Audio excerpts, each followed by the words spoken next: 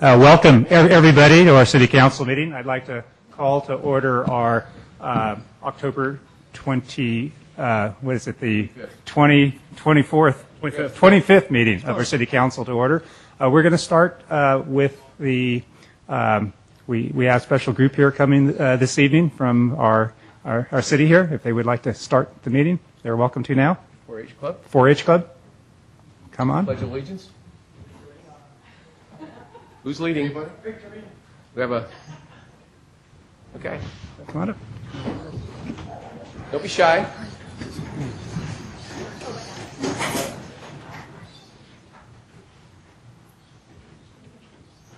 Mike is over here. Helping him out. Ready? Begin. I pledge allegiance to the flag of the United States of America and to the republic for which it stands, one nation, under God, indivisible, with liberty and justice for all. We're now going to do the 4-H pledge. I pledge my head to clear thinking, my heart to greater loyalty, my hands to larger service, and my health to better living, for my club, my community, my country, and my world. Great. Thank you very much. Thank you.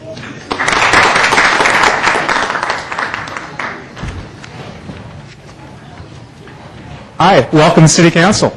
You have a few words to say to us here? Yes, I'd Great. like to say a few words on behalf of our club. Great, thank you. I'm Victorina Jeffers, and I'm the Vice President of the San Carlos Eaton Hills 4-H Club. And the club has been a big part of my life for the past 7 years. And it's helped me develop my leadership skills and public speaking abilities. Head, heart, hands, and health. These words are the foundation of our club. I pledge my head to clearer thinking. When issues arise, junior team leaders are called upon for insight and ideas about the problem. Verbal reasoning is an important skill that we practice through troubleshooting an issue. I pledge my heart to greater loyalty. When we come together for our monthly meetings, not only do we learn to care for animals, but we learn to care for each other. Whether it be helping with an animal at fair or just filling in a friend who was absent at the last project meeting, we all have friends we can count on within the club, no matter what age. I pledge my hands to larger service. We use our hands for woodworking and archery, but also to give. We give handmade cards to the elderly at Christmas time, and we give toys to less fortunate children.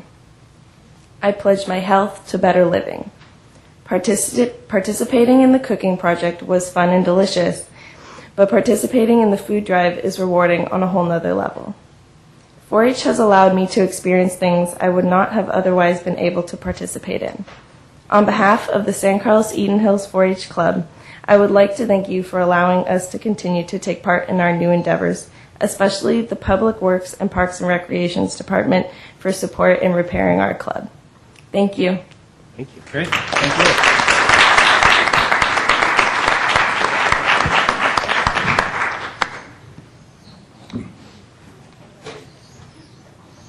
Thank you all very much for coming this evening.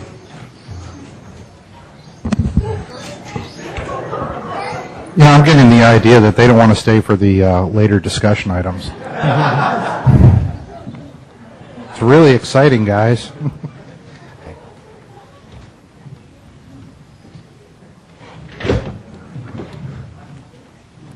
Also, as part of our agenda this evening, earlier we had actually candidates. Actually, we had 8 candidates that actually have applied for the Economic Development Advisory.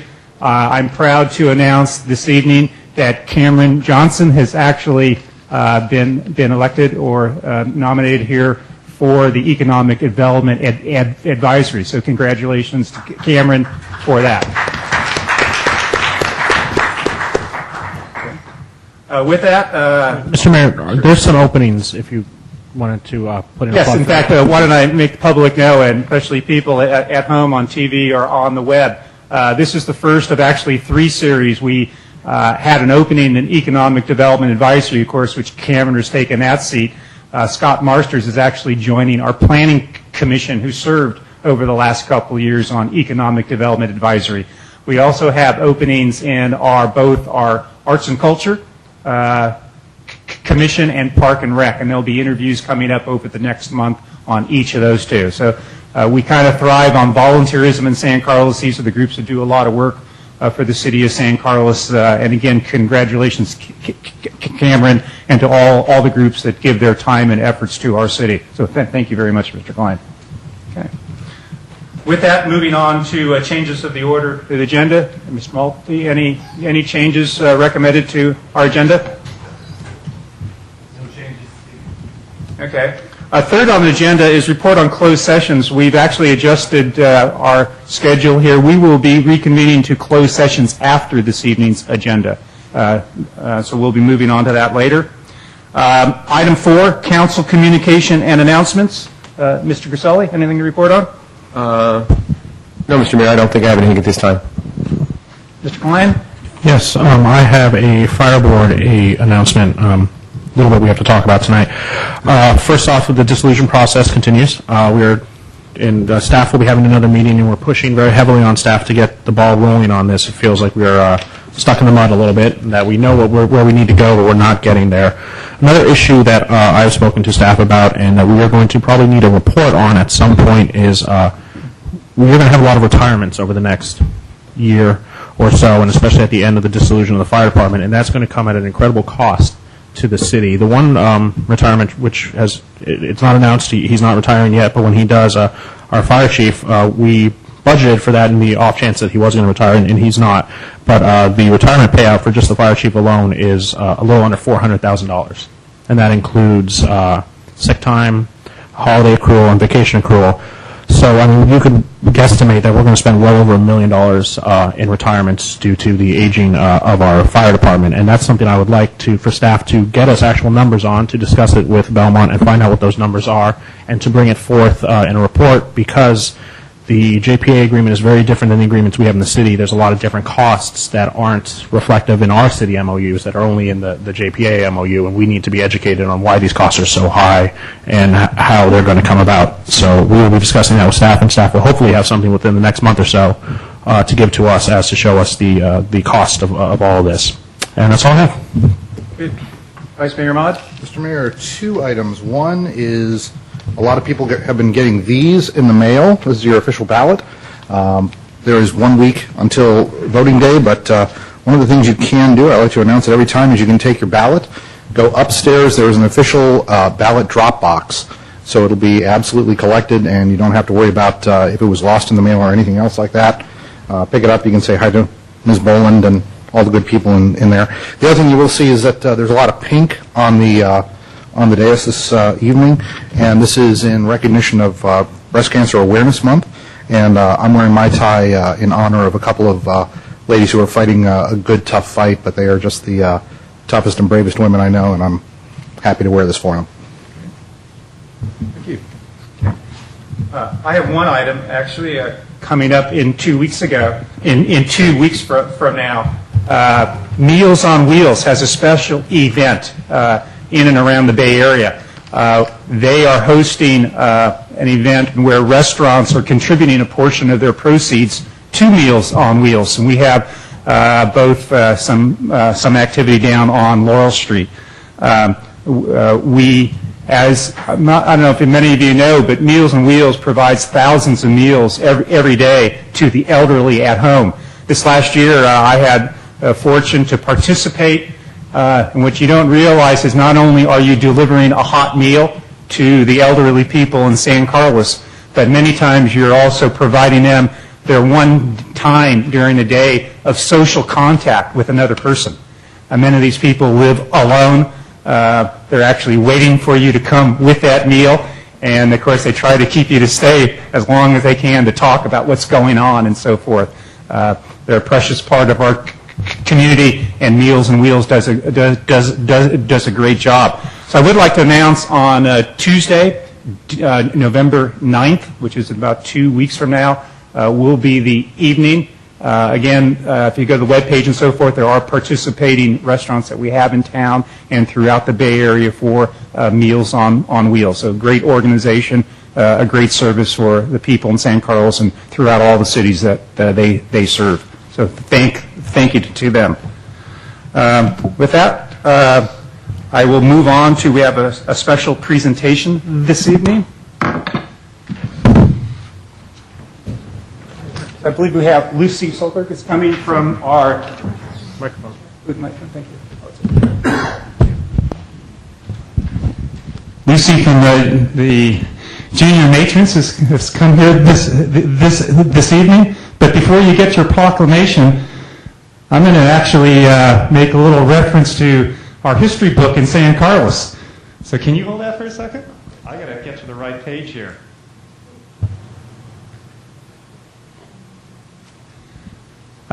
This is, of course, San Carlos Stories. It's probably one of the 3 history documents of our city, San Carlos. It's my favorite. But it talks about the junior matrons and what they've done to this town. And let me quote a few lines here before I get to the proclamation. It was a very exciting group. They were anxious to do things for the community, provide a social life for young people. We started out by having card parties and then a fashion show. You remember that? Some of those things? I don't remember them. I'm sure you do. The following year, we had a fall festival to benefit the church. We made booths for all the groups. We served dinner. And so this is a group that goes way back into the city of San Carlos. And I know you can't appreciate it from this distance, but there's a picture of a kiddie party. It looks like about 50 people in which a lot of families got together. They talk about it being in 1938. This was 3 years after the start of Junior Matrons, in which they got their husbands to dress up like children and participate in games like tricycle racing for the Junior Matron Kiddies Party of 1938. So with that, history is always something special to all of us. And moving on to a little bit more formality to Lucy and our special guest here in the second row, I would like to read the proclamation. Whereas the San Carlos Junior Matrons originated in 1935, was formed to promote friendship among its members and the community of San Carlos. Whereas originally composed of 25 women, the membership in San Carlos Junior Matrons swelled to over 200 in 1960s. Whereas the San Carlos Junior Matrons is the longest-standing women's group in the city of San Carlos. And whereas San Carlos Junior Matrons supports local organizations through their involvement with Chicken's Ball and the Kiwanis shows and can contribute to numerous charities in our town. So therefore now I, Randy Royce, Mayor of the City of San Carlos, on behalf of the San Carlos City Council, do hereby congratulate the San Carlos Junior Matrons upon its 75th anniversary and wish them many more years of providing community support in the city of good living, dated this 25th day of October 2010. With that, to you.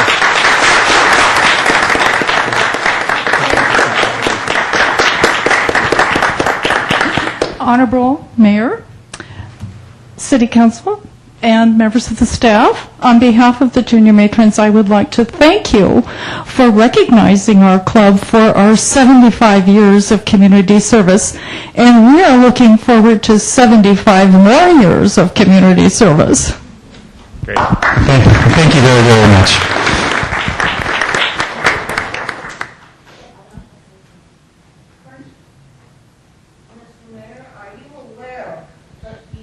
Wait. Let me get the microphone here. We'd like to hear what you have to say, please. Before this building was built, you had an old city hall. Junior matrons used to perform theatrical things in it. Wow. Yeah. We did Lady in the Ark or whatever, I don't remember. But yes, that was our enjoyment of putting on shows for the town, besides Chicken's Ball. Great. But it was in the old building. Great. Well, thank you all very, very much for coming. And you're welcome to stay. There are more entertainment coming with City Council here this evening, okay? Thank you. Or are you all heading down to the Carlos Club right now?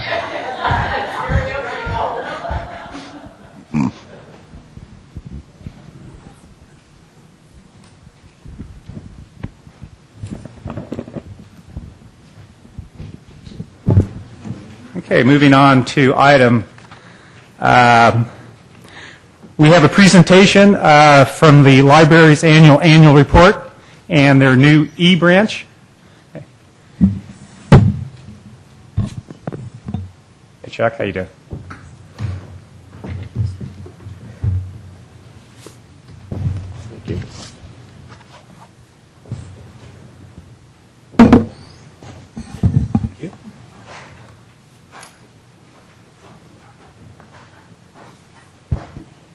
It's going to be hard to follow the matrons. Thank you, Mayor Royce and City Council members. It is our privilege to present the annual San Mateo County Library Report for 2009-2010.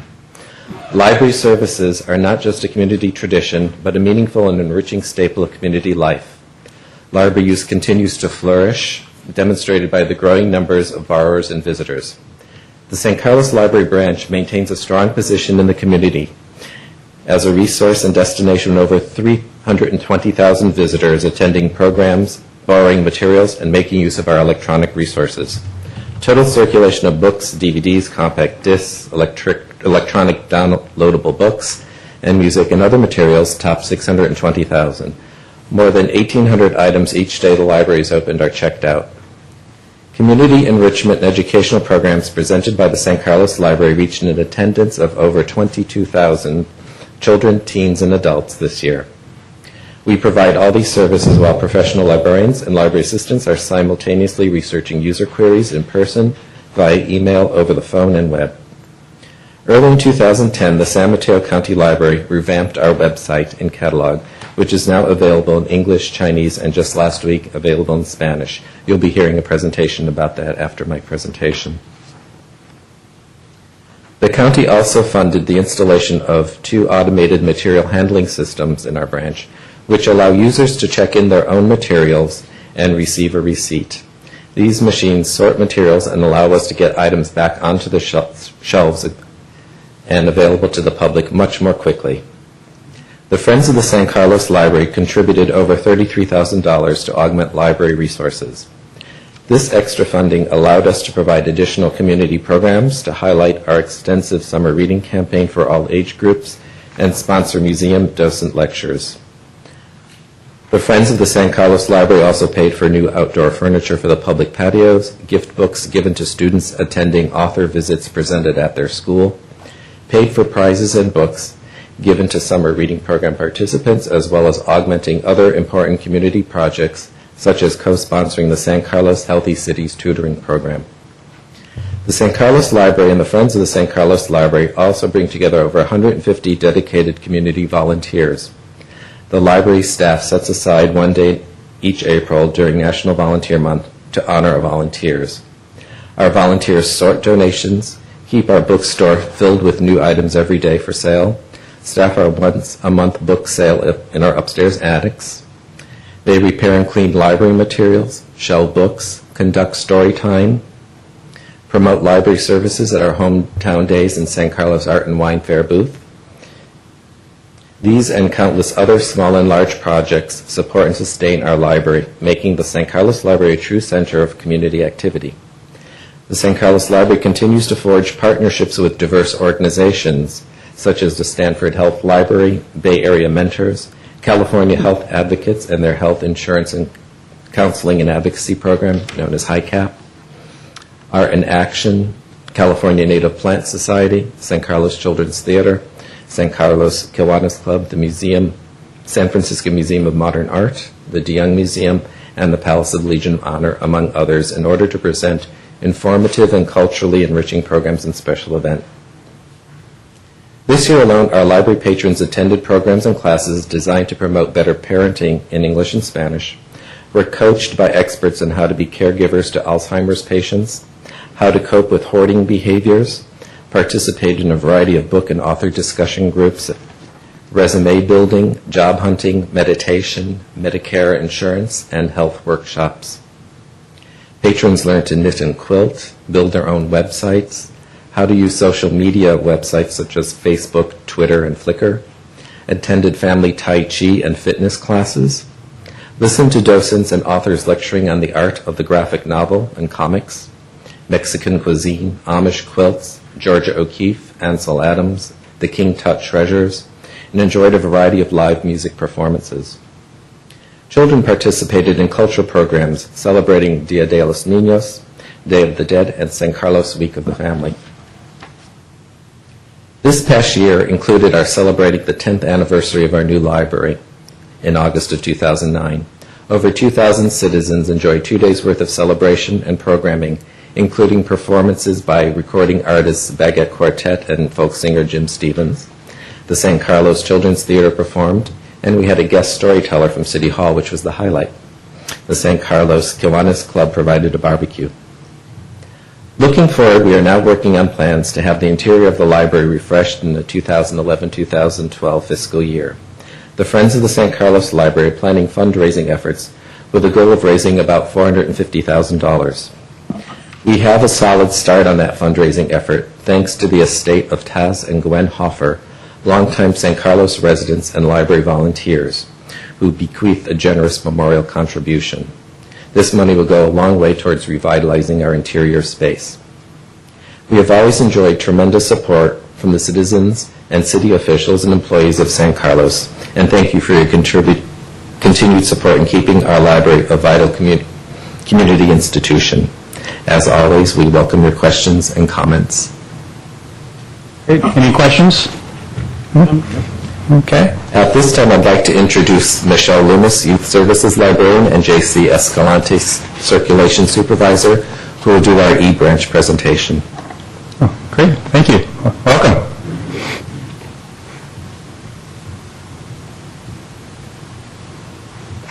I believe we have a PowerPoint presentation. Okay. Is that ready to go? Okay. Thank you.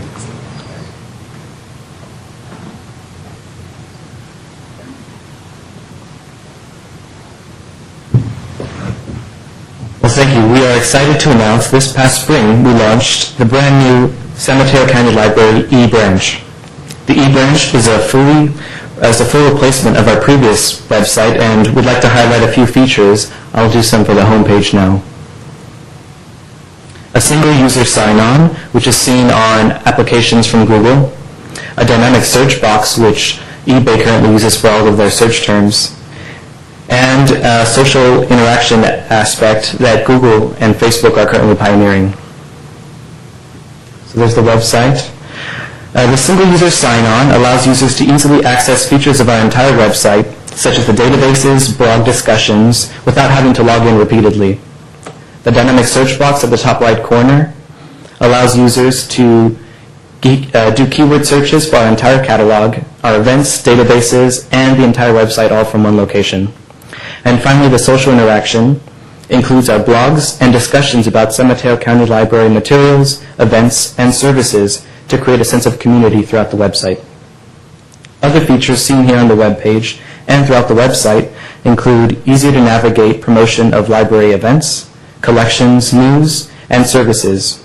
We also have separate web portals specific to children, teens, parents, and seniors. And improved usability of standard library resources, including our catalog, the databases, ebooks, and other materials, making a more intuitive aspect to the website. And we're going to talk a little bit about the children's area called the kids area. And these are some of the highlights. We'll just take a look at the screenshot. And here we have the kids page, which features bright, colorful graphics, the kinds that are attractive to children. There is a link to some fun educational games. And we have some quick links to 2 full pages of resources for parents and teachers, which include information such as internet safety guidelines, lists of local parenting groups, rainy day activities, field trip information, and homeschooling resources. On this page, you'll also find storytime videos, highly visible promotion of library events, services, and resources for children, easy access to homework help, and blog posts for children as well.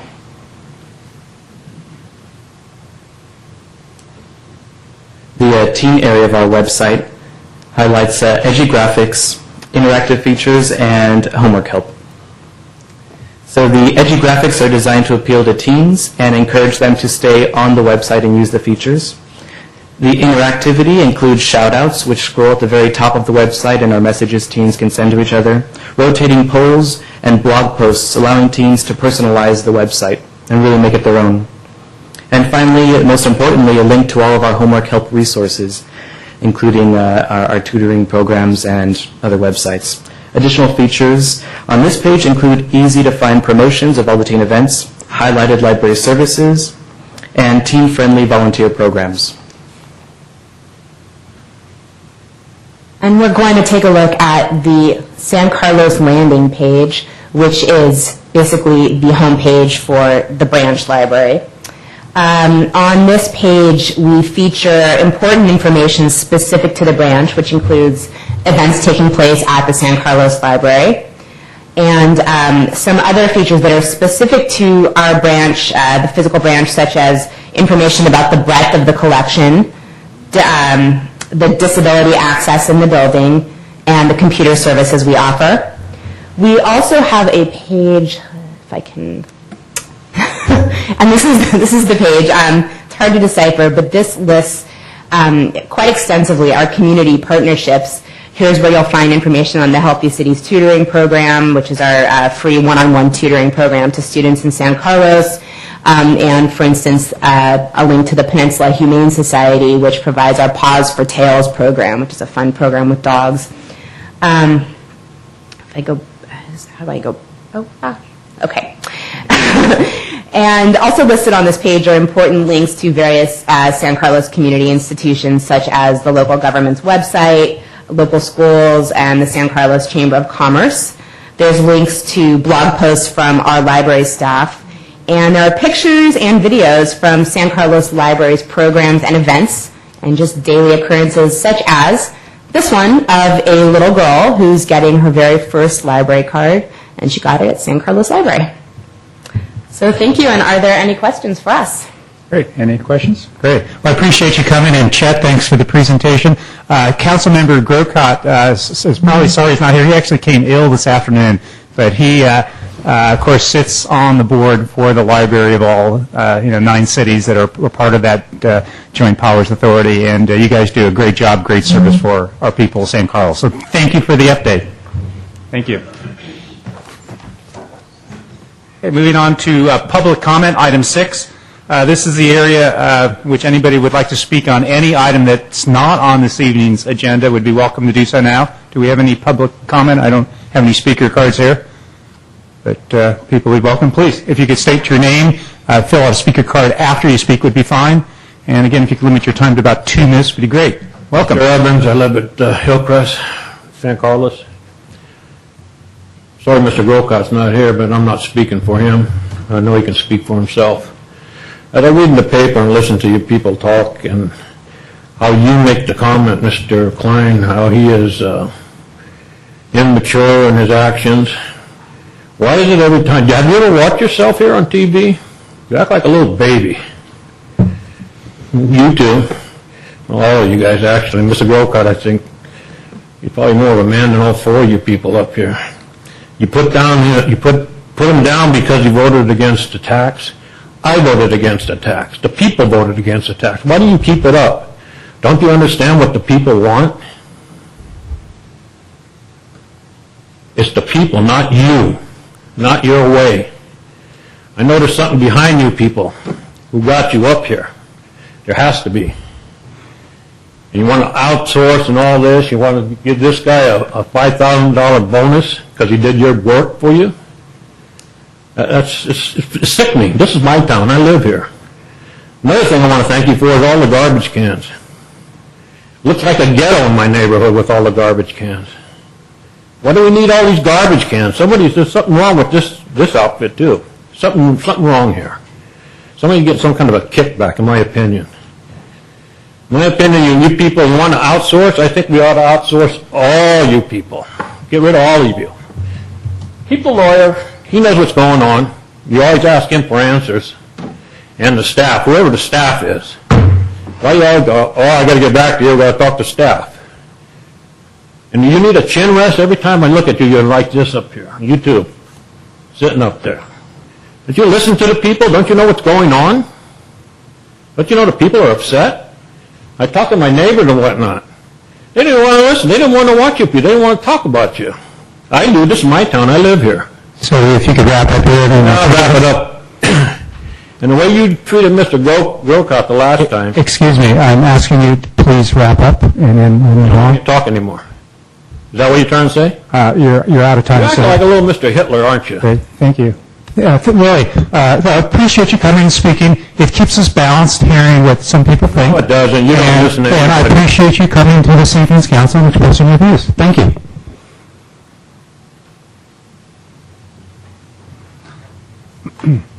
Would anybody else like to speak at this evening's meeting?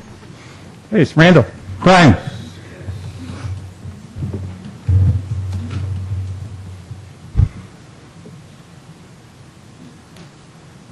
Well, Brian, welcome. Brian Randall, St. Carlos. Good evening, gentlemen. I wasn't going to speak this evening, but following Clint, I really don't know what to say. I heard this evening that this was originally an entertainment barn. It still is. Thank you. Great. Thank you very much. Any other speakers? Public comments. It's always a favorite part of our evening. Okay, with that, we will move on to item 7, approval of the consent calendar. Do I hear a motion here? Mr. Mayor, I'd like to remove item 7B for separate discussion. Okay. Mr. Mayor, I move approval items 7A, C, and D. Mr. Mayor, through the chair, Mr. City Attorney, do I have to recuse myself from voting on D, I assume? Yeah, that's correct. So could I stay up here and can we have us two separate motions, or how does this work? I think historically we've pulled the items. Okay, so I guess, Mr. Mayor, if I could pull item 7D, please. Okay, Sorry. so we're pulling B and D. Okay, do I hear a motion for A and C then? So, Mr. Mayor, I'll move approval of items 7A and C. Second. Okay, roll call, please. Councilmember Mon? Yes. Councilmember Grisilli? Yes. Councilmember Grocott is absent. Councilmember Klein? Yes. And Mayor Royce? Yes. Okay, let's go through 7B, which was pulled, is the minutes of our October 11th, 2010 meeting. Mr. Klein? Yes, I just have an amendment so it will accurately reflect what actually occurred. My amendment is for the minutes at item 7B, page 2. And I believe it should read, Councilmember Grocott proposed a motion to delete the discussion regarding the mayor's report and subsequent discussion about Councilmember Grocott's breach of closed session. His motion did not receive a second. And then it would continue to read on. Okay. Move as amended. Second. Okay. I apologize. Where is this? I apologize. What page is it on? Item 7B, it does not show the... 7B. B. As in boy? Yes. Okay. It does not show the motion, the first motion that was made that was not seconded. Yeah. It only shows us the Mr. Grocott. Talking about adopting the minutes of September 27th? Yes. No, the minutes of October. Yeah, yes, you're right. I'm just trying to understand what we're doing here. 7B.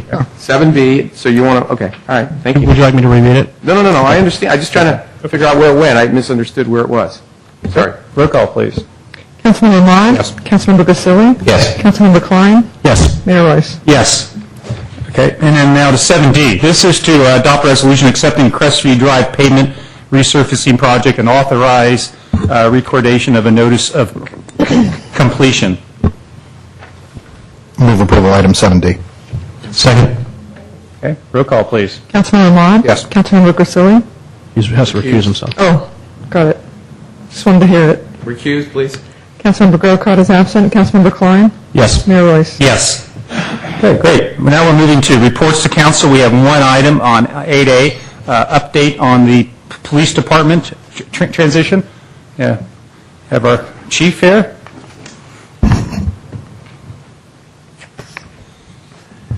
Good evening, Mayor Royce, members of the City Council. Greg Rothus, Police Chief. I'm here before you with 4 business days left until the actual transition day.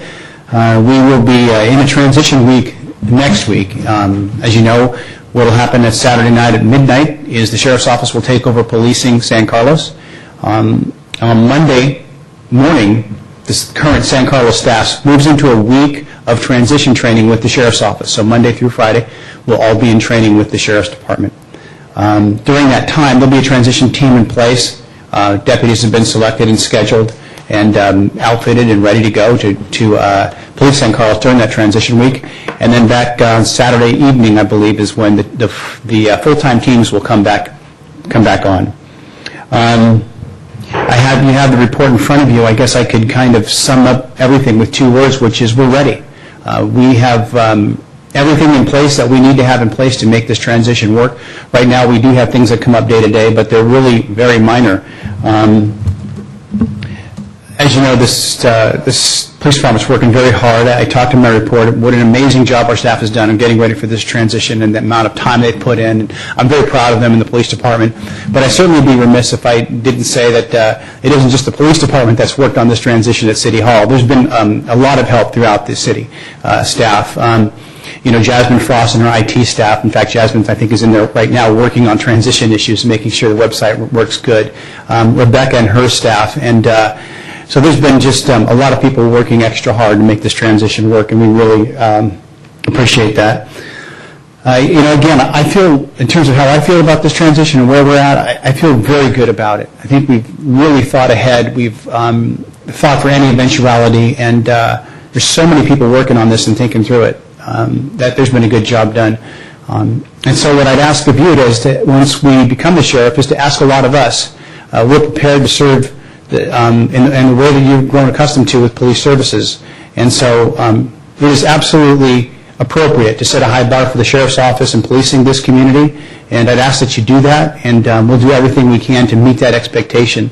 On the same hand, I think you understand that during the transition, I might ask for a little patience from time to time as we work out some of the bugs that may occur. But we're ready to keep this community just as safe as they're used to being. And that's my update for now, and I'll be glad to take any questions you have. Any questions on this agenda item 8A? So I have 2 questions. First of all, Chief, I want to commend you and your staff. You guys have done an amazing job in this transition, and the public has been more than appreciative of what's been going on and how much you have worked. There's 2 questions I have. One, in your report you talk about your public outreach and meeting with neighborhood groups and service clubs and whatnot. How are those meetings going? What is the general perception that you're seeing? The meetings are going really very well. I feel that the last meeting was the White Oaks Neighborhood Association, and there is a much higher level of comfort with the model. The community seems to be comfortable. Obviously, I believe that this model will keep the community just as safe. I've told the council that before, and I believe that's true.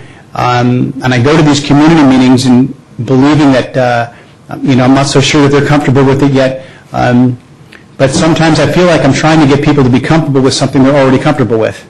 I think this community understands through the education series and outreach that the staffing on the street and what they see that keeps them safe in terms of response times and calls for emergencies and the ability to take reports and to deal with quality of life issues will all still be there. It is the backroom issues that will change and not what they see on the front end. And I believe the community understands that and is getting kind of wrapping their mind around that and therefore getting much more comfortable with the model. Okay, and then my other question, Chief, we talked about this at Rotary on Friday. Since you will become a captain in the Sheriff's Department, how are we to address you from here on out after the changeover? Well, as I said, anybody can call me Greg, Captain, or Chief, and I don't really care, but that wasn't your question. So the idea of the model is to try and emulate as much as possible what it is that the city is used to. And the city is used to having a police chief that reports to the manager and to the council in the way that I've been reporting to the manager and the council over the years. And they title that person, although they have the rank of captain, bureau chief. And so I believe I'll be called both, but I am your chief. So we can still continue to call you Chief, and it won't be an issue. Okay, so I want to hear. I know a lot of people have been asking that question, and I think you get ribbed a little bit about it in the club. So. Vice Mayor Ahmad? Chief, during this transition time, when the permanent staff is going to be off training, should people still, in case of emergency, dial 911 and expect a normal response? They should. And those folks that are going to be responding will be dispatched out of this facility? Yes, they will. They'll be reporting here and they'll be dispatched out of here. So essentially, it's business as usual, even though the permanent staff is doing training, et cetera? Exactly. There'll be some things that are different. For example, our call signs will be different. We're not going to be called the same thing on the radio, but that's not going to affect the public. And some of the people here will be new, to the area, maybe unfamiliar with some of the procedures and stuff, but in terms of responding to emergencies and handling reports, it'll be seamless. Chief, I would only just echo what Councilmember Klein said, which we probably haven't taken enough time to say thank you to you and your staff. You've done an exemplary job, and sitting here, I can say I really appreciate all the hard work you and your staff have put together to make this happen, and you're our chief. Okay, thank you, sir. Mr. Caselli? No, I echo again, I think Greg knows how we all feel. And not only you and your staff, but every member of the organization, from the person who joined yesterday to the person who's the most senior member of your organization, the police officers and all the support staff have all stepped up and done their job, as well as you mentioned, all the city staff. It's a team effort, and I agree with you. I think it's going to be a seamless situation, and I appreciate that you're going to be leading us through this. Great. And I would just say thank you for the updates. I think you've been given one every council meeting, and we want to see more of that. And we want to keep the city as is. So we're in great shape. Thank you. Okay, we can give them a night off every now and then, right? I don't think you have to come every week, Chief. And my last thank you goes to the City Council and how you shepherd the employee issues through and how you took care of the employees in this transition has made a big difference in the success and will make a big difference in the success of the model. It was evident that you cared deeply for the employee issues and all the effects that will occur on the employees. And you did a great job, and you took very good care of them, and I appreciate it. So thank you. Great. Thank you for the update. Thanks, Chief. Okay, on to item 7, which is a study session. 9, sorry. And then we move on after that to new business. We actually have a handful of items, but again, study session is review our zoning ordinance update issues and options City Council briefing paper. Mr. Civet, welcome. To the far left, Al, from beginning. Should be view. There we go. Thank you. All right. Good enough. Good evening, Honorable Mayor, members of the City Council. We're here at the first milestone in the complete updating of our zoning ordinance on the heels of our general plan adoption, climate action plan, and housing element. And what we'd like to do tonight is I'll be running through a brief overview of the zoning update project, and then we'd like to give you a presentation of the summary of the recommendations that are contained in your council briefing report, and then get into a dialogue with you about some of the key issues. In terms of the purpose of the zoning update, the purpose that you see here is taken mostly from the guidance of the general plan. And so you'll see a lot of the words that come out of the vision of the general plan there, but the zoning ordinance is something that we, the citizens of San Carlos, people that do business here, come in contact with on a regular basis. It really affects the look and feel of our community as you're walking through your neighborhood.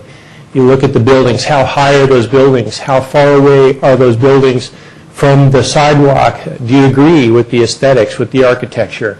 If you want to upgrade your house, do an addition to your business or a remodel to your business, you would need to find out if you conform to the zoning code. So a lot of people come in contact with this document.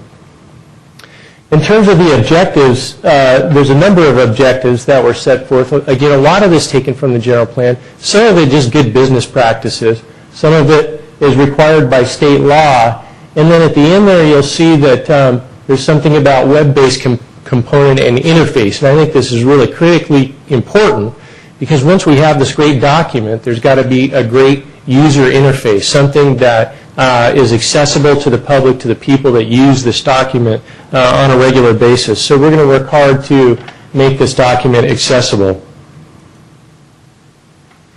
In terms of the process, it's about a 12 to 14 month process. And we're down here in October talking to you. We've been through a good deal of community effort and collaboration here. The Planning Commission has hosted one community workshop and will be hosting 2 more in the near future. We've also gone to the Economic Development Advisory Commission. We've got a meeting scheduled with the Transportation Commission in November, talking to the Harbor Industrial Association in early November, and we meet with the Chamber on a regular basis. So there's a lot of outreach with our commissions, committees, and the public as well. In terms of the next steps, we have some technical work to do. As you know, we have a $50,000 grant from the Metropolitan Transportation Commission, and that will help us to work on our parking studies, our affordable housing, and pedestrian-oriented development components. There's a number of draft modules that go along with that, and again, the web-based and mapping links. We'll also be reporting back to you throughout the process. In terms of an overview of the recommendations, this is sort of the grand overview that you see on the screen here. That's contained in the Issues and Options Background Report. It's an exhaustive report. It talks about all the things that we discovered in our early analysis of this document as we went through it. But what we want to talk to you about tonight is to drill down a little bit and talk about some of the key recommendations that we pulled out that have more policy guidance issues. And we've talked with the community about this. We've talked to the Planning Commission. And with one of these issues, we've talked to EDAC as well. And so we'd like to give you a presentation. But before I do, I'd like to make a quick introduction. When we started down this path, we started looking for a consultant that could assist the city with this. It's a large, comprehensive project for any city. And we were, through a rigorous interview process, we were lucky to hook up with Diet and Bhatia. And Michael Diet, principal of the firm, is here this evening. I'm going to ask Michael to get up and talk about issues 1 through 4. And I'm going to come back up at the end and talk about issue number 5. And so with that, I'd like to introduce Michael Diet. Welcome to St. Carlos. Thank you very much, Mr. Mayor, members of the council. It's a pleasure and an honor for me to be here with you today to talk about these 4 issues that actually were well received by the council and the community, and we got some good feedback. And I wanted to talk through some of give you a little bit of a flavor for why we're bringing them to you and what we have heard on development, review, and approval. There's a confusion often when people look at an ordinance. What's approved by right? Can I go get a permit? But no. On a different page, there may be some design review or architectural review. Well, what if my house and my lot doesn't exactly fit the standard lot? How do you get relief, which I think is very important? Well, it's not always clear how the relief can be granted and who can make that decision. And there's not a lot of sensitivity to some of the new ideas that people are thinking about. The corner store, we call these non-conforming uses where it doesn't fit the strict reading of the regulations. Well, increasingly best practices is to have a little flexibility in the ordinance. And lastly, as part of the whole economic development initiative, let's have a streamlined review process. We might want to have more uses as of right. If you're comfortable with the way the ordinance is going, then you delegate to the commission or to staff, subject to all the rules that you lay out. And that just makes a lot of good sense, but you can still have, of course, design review. You can allow for the administrative approval of projects, but be a lot clearer on where they can locate, whether it's San Carlos Avenue or Holly. Are there any time limits or size limits or form, physical form? A lot of zoning is about being a good neighbor. So if we're clear about these things, or we're clear in a third category, it's not just a use permit or as of right, but we say, yes, you can come into San Carlos, but let's meet certain development and design standards or certain size limits. That might make a lot of sense.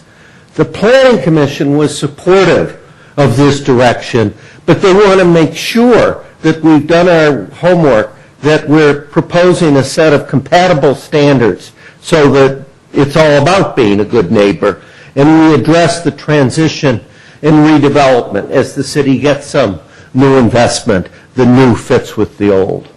So one of the first questions we'd have for you is whether you're comfortable with that idea of a bit more by right zoning subject to standards and design review process.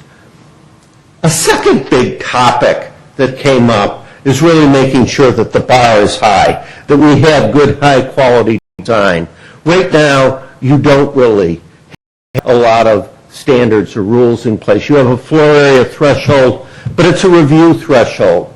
It's not at all clear how building height and some of the other dimensional standards are applied, or how some of the rules in the middle of a district work at the edges. So those transitional requirements for neighborhood compatibility and hillside development need to be fleshed out. And it might make sense then to have a bit more detail on building site, height, facades, and landscaping, how buildings look, particularly along the street, and include illustrations in the ordinance to show what the city's expectations are. We drove around and spent a lot of time looking at how some new buildings maximize height. What are the zoning aspects of this rule? Minimum setbacks pull the buildings in, but it can go up fairly high. Here you see an example of a building envelope where the second story is pulled back from the adjacent single-story residence, and you can have rules that carry those ideas out. Here you see tall downslope walls and towering of buildings over the street and the neighbors.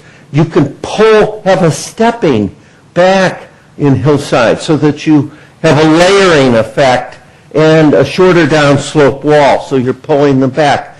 These are just very simple, well-understood best practices ideas that might make sense. Here's another illustration of some elements that contribute to a bulky design, the large overscale windows, the setback entry, the garage snout, if you will, projecting into the front living space. And here, lastly, is an example of, I think, a well-proportioned, a craftsman-like home that fits right in to the community. We spent time photographing some of the newer multifamily structures, and you can see some blank walls, limited overhangs. The massing's not really broken up. It's fairly shallow in depth. So the overall sense of volume here is a bit much for some people. Yet you have some other really good models in the community. And could we codify some of these ideas relating to the balconies, the overhangs, the articulation of form, the landscape and planning areas, so that you're telling everyone what your expectations are and you're getting the kind of development that you want to be proud of. So we heard some good things from the community and the commission, some support for having design standards and the idea of taking a look at design review to see that it's really doing the job, but making sure as well, and a couple of commissioners were fairly strong at that we're not being design czars. If someone needs a little flexibility, a homeowner does, a great architect they brought in needs to fit in, but there's still, the process should allow that. And it might make sense to have one or two members of the design profession on the reviews. In a number of committees, communities I work with, some even say planning commissioners the planning commission has to include two members of the architect or landscape architect profession, and that really brings a professional point of view. Just like if you had a finance committee, you'd want to have someone who knows about bonds and how they're issued. So too with design review, maybe that professional expertise can contribute. These are just ideas on how this would be carried out. So I leave you here with just two questions. Are there some types of projects that should always be subject to design review with more specific design-related standards? And are there any other design questions that come to your mind as you think about your drives around the community that you want us to work on? We're not tonight expecting to solve all the problems, but if you have any more things you want me to work on, of course I'll do that. A third idea emerged as you think about high-speed rail and generally connecting people and places, is that your current ordinance, which is a very old traditional ordinance, doesn't really think specifically about transit-oriented development, about what's happening around the train station. Design standards, no for that kind of development that might occur there, resulting in a lot of case-by-case negotiations and uncertainty, and developers thinking that they have in mind what the city might say yes to, but then possibly being surprised.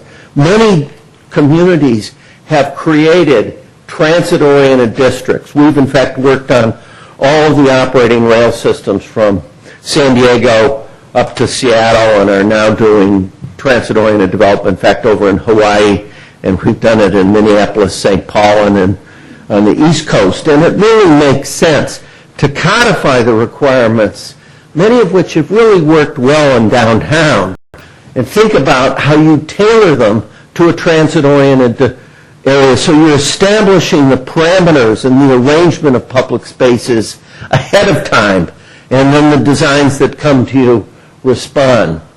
You can really require these elements of desirable urban form, ways of addressing the corner, thinking about El Camino Real and how it can really be an attractive streetscape.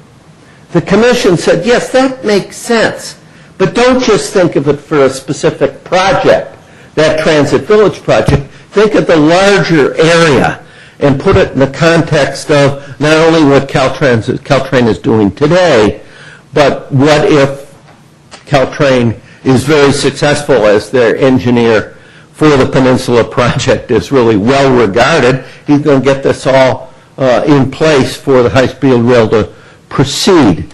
And we need to think as well as we do this about the single-family neighborhoods that would be around this area. Many of those homeowners came out and spoke, and they said, make sure that, again, you're buffering us. You're not creating problems for us by overbuilding.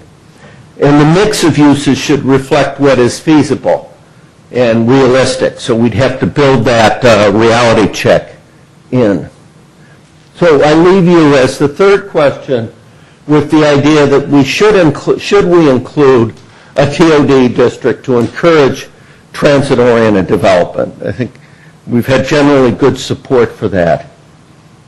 The fourth topical area came up from reading the housing element as well as the other chapters in the general plan and thinking whether your residential district today, your classic R1 zoning, offers the flexibility you need as you're trying to accommodate and provide for an aging population, different housing choices. And sometimes the standards that are laid out limit the ability of a developer, an architect, or a homeowner to achieve what you had in mind on that block. And there aren't opportunities for some of the alternate housing, co-housing ideas that might make sense. So you might want to say yes, in some cases, to subdivisions or projects with smaller lots, smaller than the standard lot. And these would be subject to design review and approval and allow a mix of housing types and development that is as of right but meets those standards. That harkens back to my first suggestion. And this has really worked very well in many communities. And one idea that was discussed a lot is whether there should be a minimum density established. So you're getting land used in an economically viable sense in those mixed-use and medium density areas that you identified in the general plan. And many thought at the Planning Commission meeting that if it is required, again, put some flexibility in it, allow homeowners to have some exemptions. Again, don't be draconian if you do go that route. I'm not saying that we're going to go that route, but the idea was if we did, we should make sure that we have the flexibility. And we did hear good support for this small lot subdivision idea, but with the right standards that make sense in San Carlos. So I leave you here with two questions. Should there be strategies such as minimum density or minimum height to encourage, good compact development, good reuse of your skipped over sites? And should we say yes to the idea of small lot subdivision as an option with standard?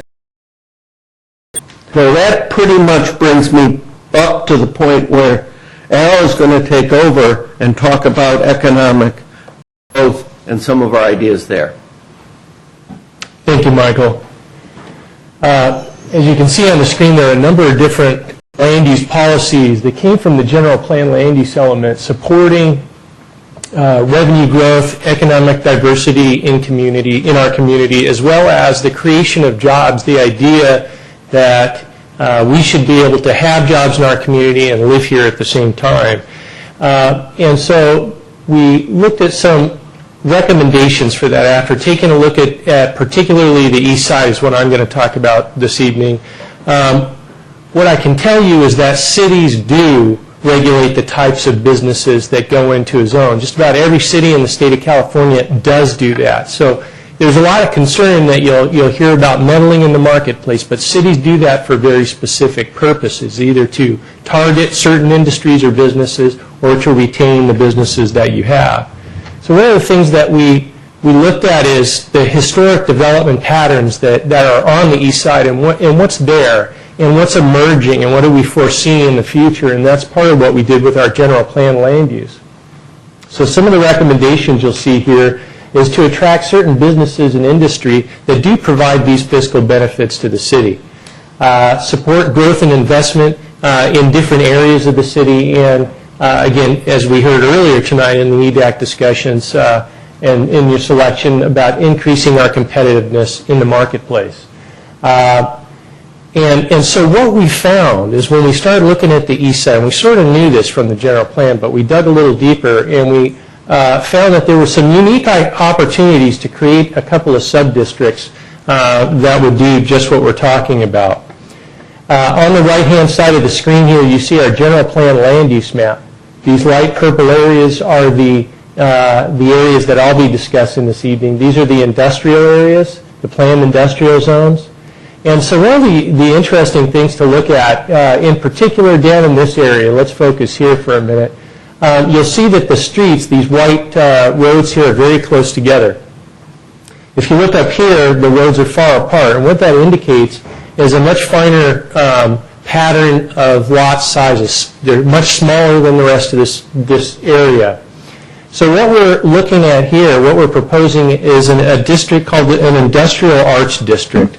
And so traditionally the land use has been light industrial down in that or heavy industrial. What we're talking about now is a new district that would focus on the promotion of office, medical, that would be small-scale industrial and manufacturing uses in this area. And if you've driven down there, you'll note that you'll see electricians, plumbers, people who are selling glass. You'll see iron workers, artisanal tile works, people working on custom cars. It's a very unique area of the community that serves a very specific purpose, not just to us, but outside our town. And what cities need to look to do is to preserve these areas and look for ways to increase investment. Another area I'd like to focus on a little bit is this area here. And what we see emerging in this area is we have our Palo Alto Medical Foundation that is going to be under construction in the near future here. In the PG&E site, which is about 18 acres here, we have NewGen and Nectar that is up here in this area. So what we see emerging is this synergy of some of these R&D uses and medical uses next to what we foresee as the hospital. So we have some real interesting opportunities in this area, and the idea here would be to promote or focus on office medical research and development and other large-scale professional uses. The rest of this area that you see, the M1, the orange, would maintain your industrial, light industrial that has been the historic development pattern there, and the same in these other areas. Now, when we brought this to the Planning Commission, some of the things that they said is that zoning should look at ways for tax-generating uses, but be careful about public safety because some of the heavier industrial manufacturing uses do use certain types of materials that could be a health and safety issue. and also use a light touch when you're trying to look at the marketplace and target certain industries. One of the things that the Planning Commission did say when they looked at it is, we think that the Economic Development Advisory Commission would have more expertise in this area. Let's have them take a look at this. So that's what we did. We took it to EDAC. What EDAC said is that, yes, you should make it easier for older buildings to be upgraded, that you should encourage specific types of businesses, and they had a discussion of what they thought in their experience we should target. Tailor and relax the standards and procedures to attract these businesses, and consider even fee reductions for the smaller uses, particularly in this industrial arts area that I discussed, where you have those smaller lot sizes, smaller buildings. Some of those buildings are from World War II. You see the Quonset huts out there. And there's very little interest in reinvestment. So you have to incentivize the reinvestment in the infrastructure and the buildings there. And again, be aware of the quality of life issues. So the questions before you this evening are, what types of incentives should be considered? These are some of the things that were discussed and looked at with the EDAC, eliminating some of those land use controls, relaxing things, incentivizing investment. FAR would be adding letting them do a little extra square footage and speeding up the regulatory process. Some of the specific types of business industries, and they noted some that they thought were that we should target and look at. And so with that, we've concluded our presentation. We're available to answer questions. And Mayor, perhaps we should go back to question number 1 and just go back to the questions, or however you'd like to do it. So we could focus on that, or just general questions about the whole thing. So first question I have, Al, would be public input. Should we try to get some of that first now the presentation is done? And then when we come back to council, if you could, I'd maybe recommend kind of organize this step by step or category by category, recommendation by recommendation, maybe. We go through those one at a time. That would be great. But I'd be interested first to see if the public has any questions or comments first. Okay, good. Fair? Yes. Okay. So with that, does anybody like to speak on this item or have any questions? Or you'd be welcome to do so now. Okay. Okay. Looks pretty quiet out there. Maybe quiet up here too. Let's see. Okay, you want to lead us through then and go through... Michael, you want to go through one This isn't a public hearing, just a report here. You want to lead us through this? I'd certainly be delighted to. We could go back then to the first question, which... Before you... I just had a question. I guess this is more about process. We're going to give feedback tonight. What do we sort of expect you guys to do next? Well, as Al was saying, based on your comments, we got commission comments, public comments, we've developed a working outline, and we'll start drafting and then take those preliminary regulations to a working group, a technical group, and see in an open session, did we get it right as we go to the next step? And then we'll take those comments on those individual sections. We've got the MTC-funded work that will be going, for example, to the transportation. There's a transportation advisory group, and they'll be hearing a presentation on the parking standards. And we'll be doing some other technical pieces on pedestrian design and on affordable housing. So each time you do a little bit, you say the model break, you draft it up, you get some comments, and you say, he said, I didn't think of writing it that way. And you do a second draft and put it together, get some more comments. We're going to have two other commission workshops on topical areas.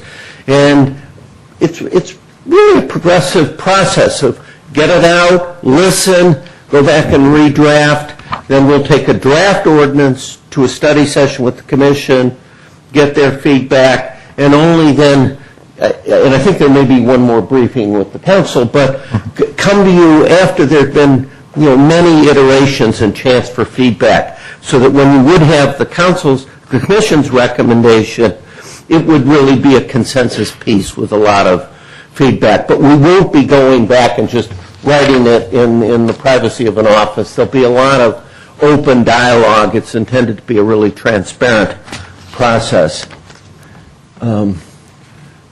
probably apologize. We should have had duplicated those slides for you. But this is the first question. Should we really have a streamlined by right process for certain uses so that some approvals could be at an administrative level with the right design and design review, the right standards and design review? So maybe I'll just let people kind of speak up where they feel they have input. So, Bob, ready? Input. Yeah, well, certainly if I was on the other side of this dais and I'd be coming in, I'd love anything that's by right. I mean, that's the best. However, I was on the Planning Commission for 6 years in this town, and I'm really concerned on how we define by right. I mean, we every week that we would meet, and I was on the Design Review Committee also for I think 5 of those 6 years. And it seemed like small items. Someone just wants to add a bedroom. That seems very simple. 800 square feet, 600 square feet. Why not? Sure, sounds easy. Those are the ones that took the most time. Those are the ones that we had to go out and do the story polls. Those are the ones that had individual people saying, whoa, whoa, whoa, what by right do they have to add a bedroom here to overlook my yard, et cetera, et cetera. So when you say by right, just the words itself. By right? Excuse me, can I finish? Please. Thanks. That'd be great. You'll get a chance, honest. I worry about that. Those are the things. I mean, I know there's a definition for it, and I'm sure it'd be some way, but that's the thing that concerns me. Go ahead. Now it's your turn. Thank you for those thoughts. The idea was not to stop design review or story polls, but to suggest that the use itself, if it were a small storefront or a small restaurant downtown fitting into an existing space, that there may be certain uses that might be by right and not require hearing on the use itself.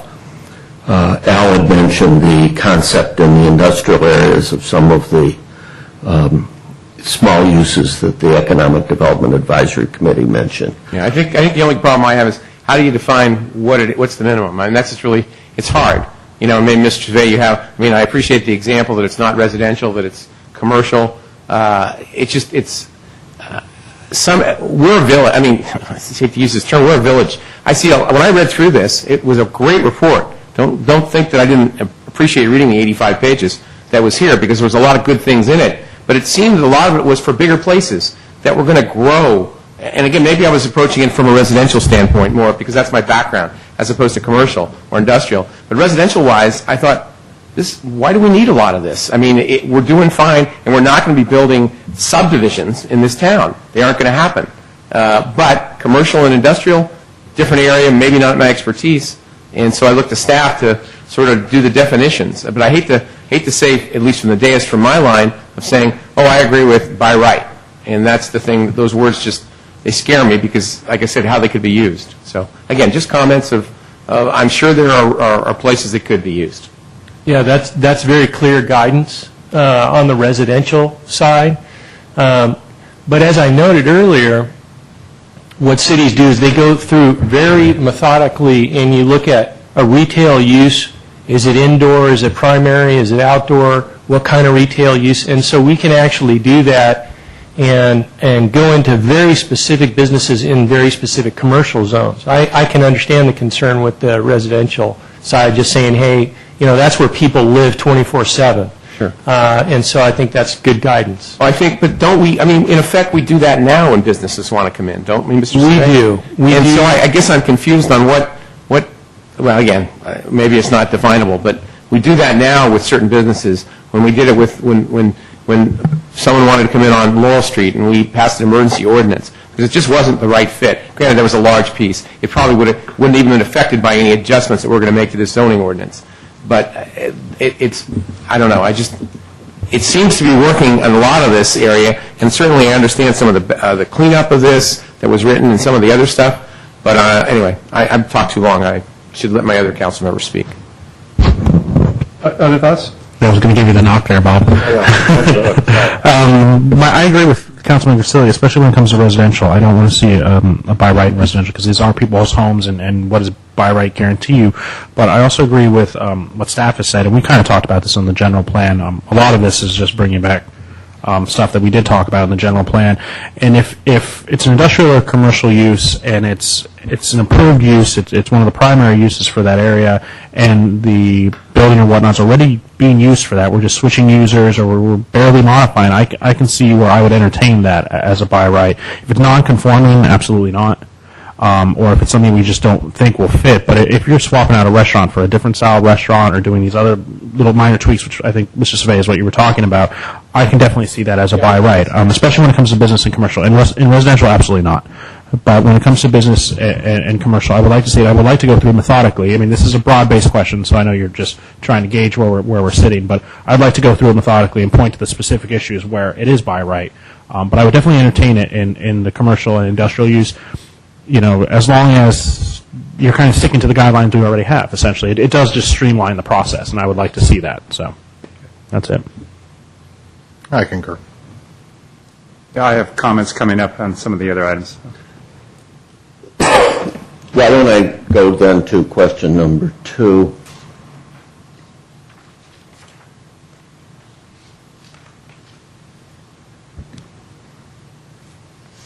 So, are there some types of projects that should always be subject to design review, regardless of whether we may have some additional standards? And I certainly am hearing that the residential process that you've already got in place would represent an example where we just carry that forward. We may have some additional design standards that came out of the general plan. And the second question is, are there other design issues that we didn't talk about in the paper that you want to make sure are covered? Yeah, maybe if I could just add, again, experience with the Planning Commission. You showed photographs, examples of residential homes with landscaping and rocks in front, and another house, a craftsman's home. And, of course, one of the things that does happen in real life is what you don't show is what the house on the left looks like and the house on the right looks like. Sometimes there's a 50-foot lot on the left and a 50-foot lot on the right, and we're looking at a, huge lot in which this home wants to be built. So, again, the current process of having a residential design that allows when there is neighborhood concern. Again, the goal is you have all the rules and all that sort of thing, but it all gets down to how does it fit into the neighborhood.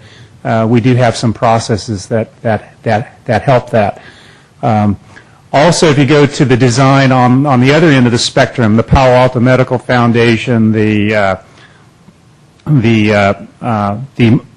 marketplace, and some of the large projects, on the commercial side, we get outside consultants and so forth that work with us.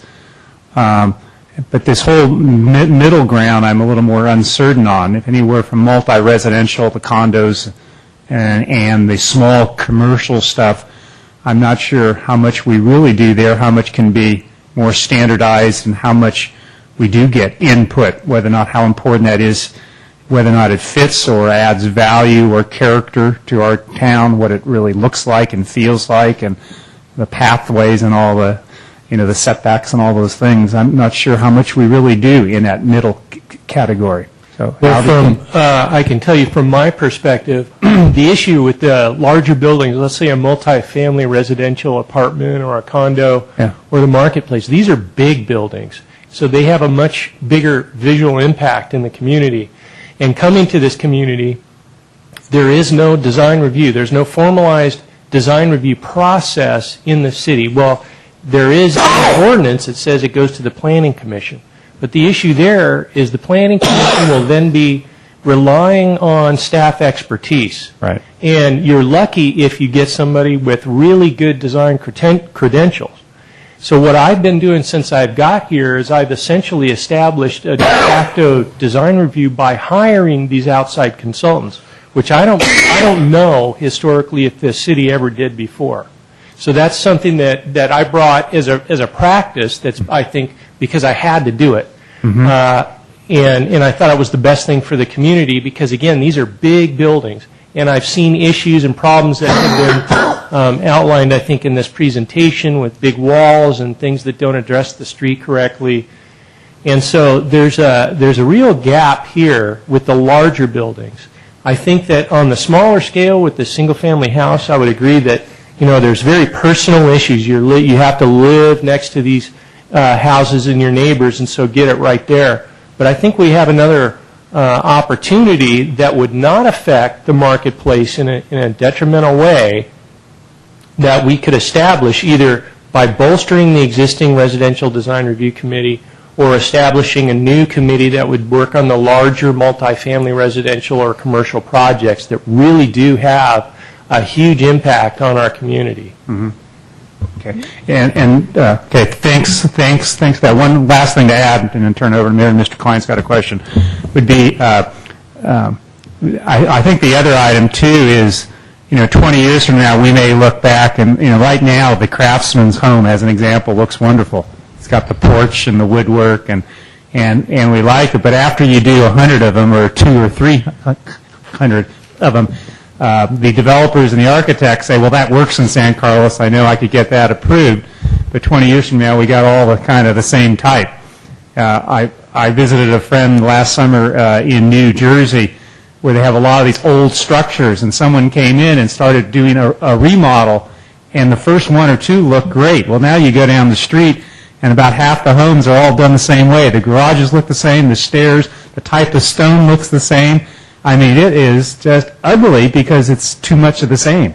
So I do think we need to also be careful that when we develop standards and start doing things, that we allow enough flexibility for variety and change, things that maybe we haven't seen before that we will appreciate 20 years later. Mr. Klein, another comment? Yeah, just to add on to what the mayor, to what you were saying, and Mr. Savay brought it up. In the General Plan Committee, we talked very heavily about a commercial design review committee, and how since we didn't have that in the town, that was something we needed to discuss for multifamily, but also for commercial development to have a design review for there. So I would like to see that somewhat discussed in the zoning, but also my main concern is always going to be the transition zones. Mm-hmm. It's going to be those single families that abut commercial zones or those single families that abut areas that we've targeted for development. You see that a lot on Laurel, you see it on the east side and a couple other places. And we discussed thoroughly the form-based codes on the general plan, and I'm very comfortable with that type of design, but we need to be very wary, and I don't want to say strict, but very concerned about those issues where we are going to have this development abutting single-family homes that have existed for 50-plus years. Yes. While we do want those areas to develop, we want them to develop in a respectful way that is respectful to the nature of the neighborhood. While the neighborhood is in flux, there are still people who are going to be there with single-family homes, and we don't want to impact them or have a detriment just because that we decided that would be an area we would develop. Right. Mr. Mayor, I would just add one point. It was something that we had addressed a couple of sessions back, which is hillside development regulations. It extends beyond just design review, but where we have hills, where those developments go in, stronger regulations about what type of buildings go in there, how they're constructed, what the setbacks are, what are the safety regulations, those are things that we really need to deal with, and I would like to see some stronger regulations around that. Just one quick comment on design professionals. Again, going back to when I served on the Planning Commission and on the subcommittee, a commercial, I think, as Mr. Klein said, I think that's, and as you mentioned, Mr. Savay, I think that's a really good idea for design professionals on a commercial building. And I mean, I think that works for me. On the individual houses, I worry that Mr. Jones, who's an architect, wants to design the house for the owners, but they've already got an architect and they're presenting a thing, and that's what I worry about, where the dollars just start to climb. I'm not saying you shouldn't have one, but we rely on staff a lot, and I realize there might not be the expertise there, but in some areas. But residential, I'm always concerned that someone's going to, and I'm not saying this in a negative way, but they have an idea of how that house should be built, and maybe the owners don't want it that way. And so I worry about too many design professionals on the residential side of this. That's just me, and when we had our meetings. So, again, I'm sure it'll be fleshed out by other people and have more discussion on it. Okay, move on to number 3.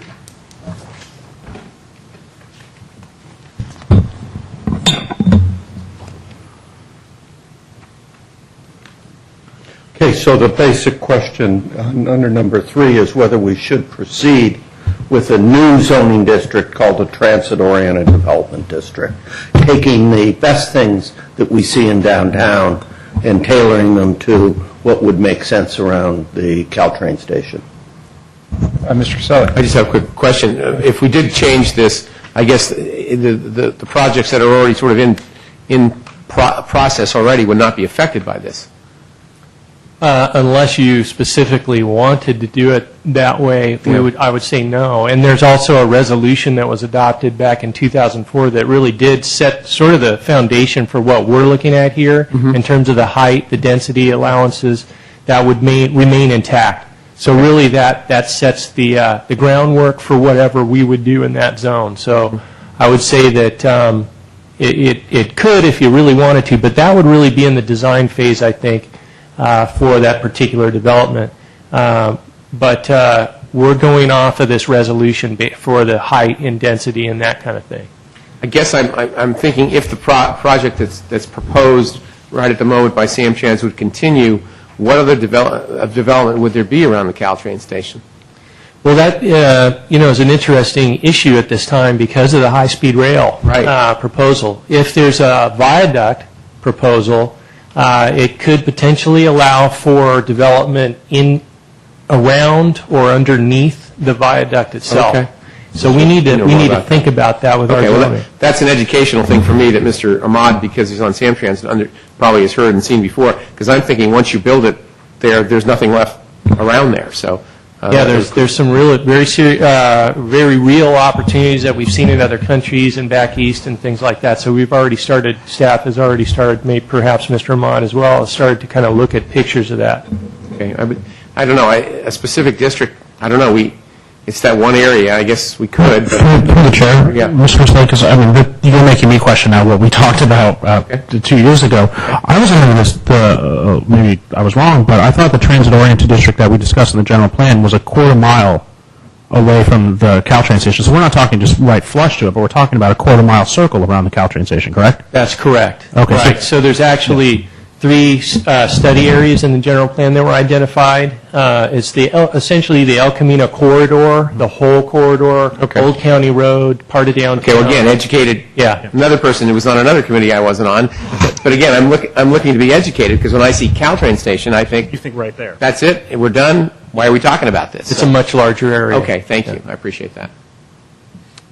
Yeah, and while we're on that topic, I like to kind of, it may be quarter mile, but it's not only for the people who live in transit-oriented, districts that are basically across the street.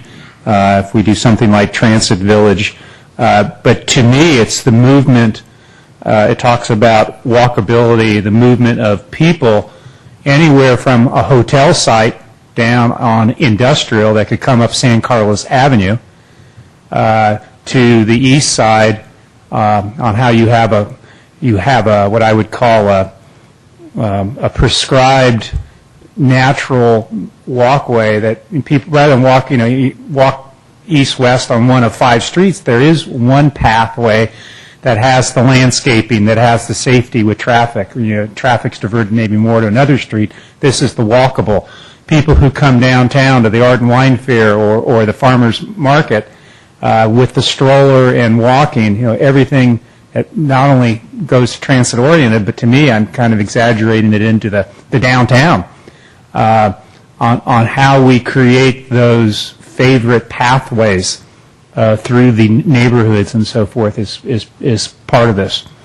So, I mean, as an example, we all know, or many of us in this room, when you walk from here to downtown, walking through right across the way through the fountain and so forth. So you're not walking on San Carlos Avenue, or you're walking between the historical hacienda adobe 5-6 buildings and the newer structure. There's a walk path there. But then when you get to the street on Walnut, it stops. There's nothing else. actually lawn there without even a stepping stone. You actually have to step into the curb. There's no path. It just stops. Same thing on the east side. It just stops. So we need to have that connectivity that you talk about here. Mr. A couple of things. I would like to see a TOD ordinance, and I'm going to look obliquely at Director Weil, that a couple of things that I would like to see integrated. So this is going to be more of a coordination thing, is the traffic demand management, the TDM plan, needs to be coordinated here.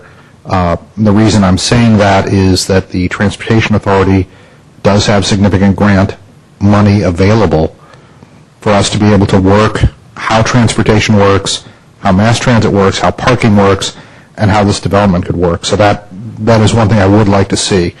The second part, if we do have a TOD district, I would like to see some discussion of safe routes to school.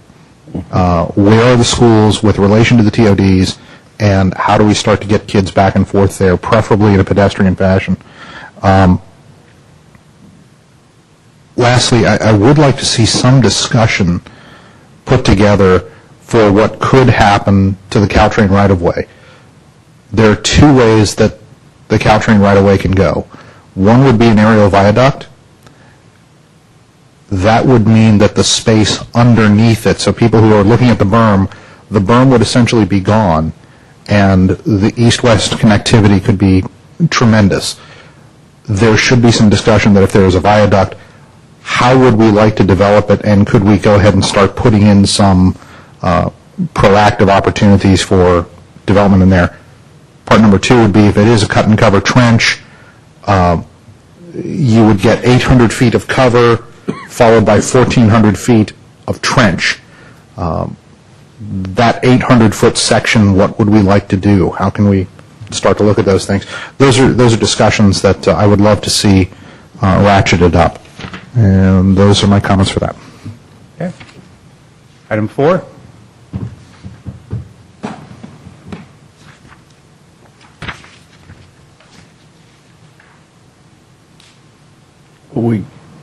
Let's see. 4 is about the restructuring of the residential districts, and by this question I'm really thinking of the medium-density multifamily areas. And a second question is the small lot subdivisions. Well, there still may be one or two very small parcels. When the housing element was done, Al, correct me if I'm wrong, but I think there were housing sites identified, a couple of which might lend themselves to these small lots, fee simple kinds of subdivisions. It's been a very effective tool in many cities. It doesn't require a homeowners or condominium association if the ordinance particularly has the standards in place, because many people do want ownership opportunities and not necessarily having to be involved in condominium or planned unit development options. So it's just another tool that suggests itself from the housing element policies that you put in place in the state certified. Okay. Questions, comments on this? Mr. Gonzalez. The first one, I'm a little concerned about minimum density and minimum height. I just, again, we're in the residential area, which is just, I just feel there's just, once it's codified in an ordinance, I'm just concerned about it. So, I mean, like I said, I'm not saying I'm against it per se, but I'd have to see the details and what that specifically would mean. And relative to small lot subdivisions, one of the projects when I was in business, we built in South San Francisco a 2,500, the lots were 2,500 square feet. It was a neighborhood, I think we put 30 homes. They were almost 2.5 stories because you had to go up like this. But they were well received. It was their own neighborhood. They were adjacent to some open space, and it was an infill project. So it wasn't like right next to other houses. And I could see how it could possibly work. But I do worry always, of course, with traffic, because when you get a house, then you're going to have a car or two or whatever. And it's good land use. I think multifamily is better land use personally than a smaller lot like that. But I can certainly understand if there was an area that we could possibly do, if it was by itself in an infill area, it might work. But if it's not an infill area, then I worry about the sort of the pushing in more units in an area that would have some difficulty. I just want to echo Councilman Grisilli's thoughts on that. My issue was like, where would this go? If we were to do small lots up in the hills, it's just going to create more traffic, more cars, more congestion. And I agree, too, that multifamily, that focusing our growth in a certain area is, I believe, better for business, but B, they can be transit-oriented development and have these other issues. But if we were to allow smaller lots just anywhere, that would be a problem. So I'd be willing to look at it, but it would have to be very strict on where these places could go. There would need to be infill areas or areas closer to transit. I wouldn't want them up in the hills or elsewhere where they're just going to add to the congestion that we already have. It's basically, just to add, just one more thing. I mean, most of the lots are, of course, minimum size almost usually in the old days was 5,000 square feet. Many of the lots, certainly up in the hills, are even higher than that. Well, I could think of 2 or 3 spots right away that you could put a couple of 3 houses on, which would, in effect, be a single-family lot, and it just wouldn't. That's not an infill to me. An infill is a whole bunch of area that you could put in a number of units there. So anyway, just to reflect, I'm going against everything that I did before. But this is, like I said, this is a different time. We're trying to plan out what we want to do. And I'm sure if Mr. Grocott was here tonight, he would have some interesting comments relative to our comments because he's in the design business. But again, he'll have his opportunity, as we all will later on, to talk about this. So we can certainly drop the minimum density, minimum height as a minimum requirement and proceed to look specifically at where on infill sites this second idea might apply. Be cautious, be careful. And Okay. Number 5. so we'll close then, and I think I could do this in Al's stead, is the idea of really picking up and trying to introduce an economic development tax-generating aspects. We had a lot of good success with this in Menlo Park and in some other areas to really look at how can you think through coding these zoning regulations to the bottom line so it pays off for you. Questions, comments? Mr. Mott? When I saw the industrial arts portion, that raised my eyebrow, and I thought that was somewhat interesting. 2 things came to mind. Number 1 is the Bohannon project that's being discussed in Menlo Park is going into a somewhat light industrial area. There's going to be a lot of people who are displaced. That may be an interesting place for us to go recruiting. One thing I was thinking about was Tech Shop is out there with a number of members, but the interesting thing that we have that they don't, we're actually close to transit, and there's places for lunch. If you're on that side of 101, on that side of Marsh, you're kind of stuck off in the marsh. So that could be somewhat interesting there. I'd like to see further development of this idea. I don't have a strong, this is what we're looking for, but I'd like to see more meat around this. My question, I think, is mainly for Mr. Survey. We talked about this on the general plan, and we voted it down, putting like a building and trade district together. How is this different than what we voted down, or is it the same and it's just coming back in a different form? I would say this is different, pretty significantly different. That was focusing on an industry, one particular area, and saying we want to draw this particular industry to this area. But I think what we're looking at here is an area of, again, if I could, Michael, I'd like to approach, because I have an aerial photograph that may help explain things. Yeah, here you go, right there.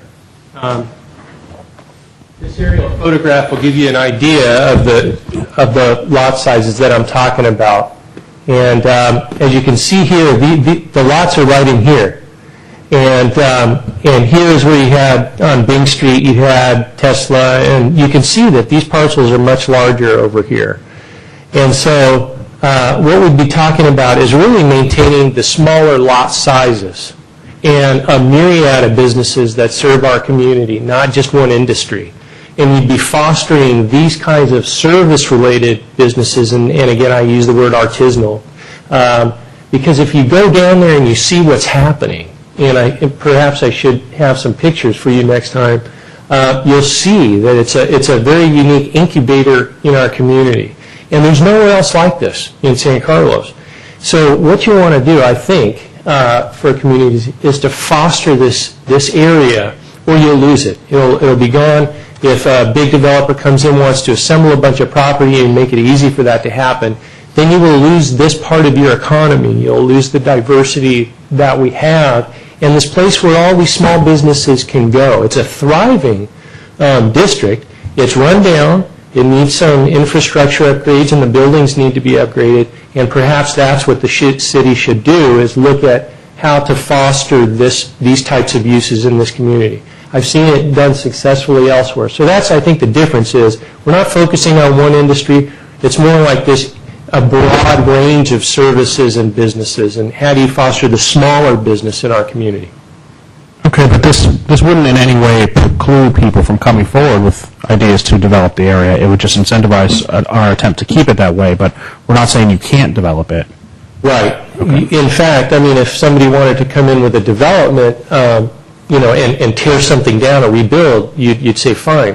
One thing that I think we would bring to you and bring to the commission is the idea of, well, maybe there's a maximum lot size that you don't want to go over a certain size. I don't know what that is, but you don't want it to become this.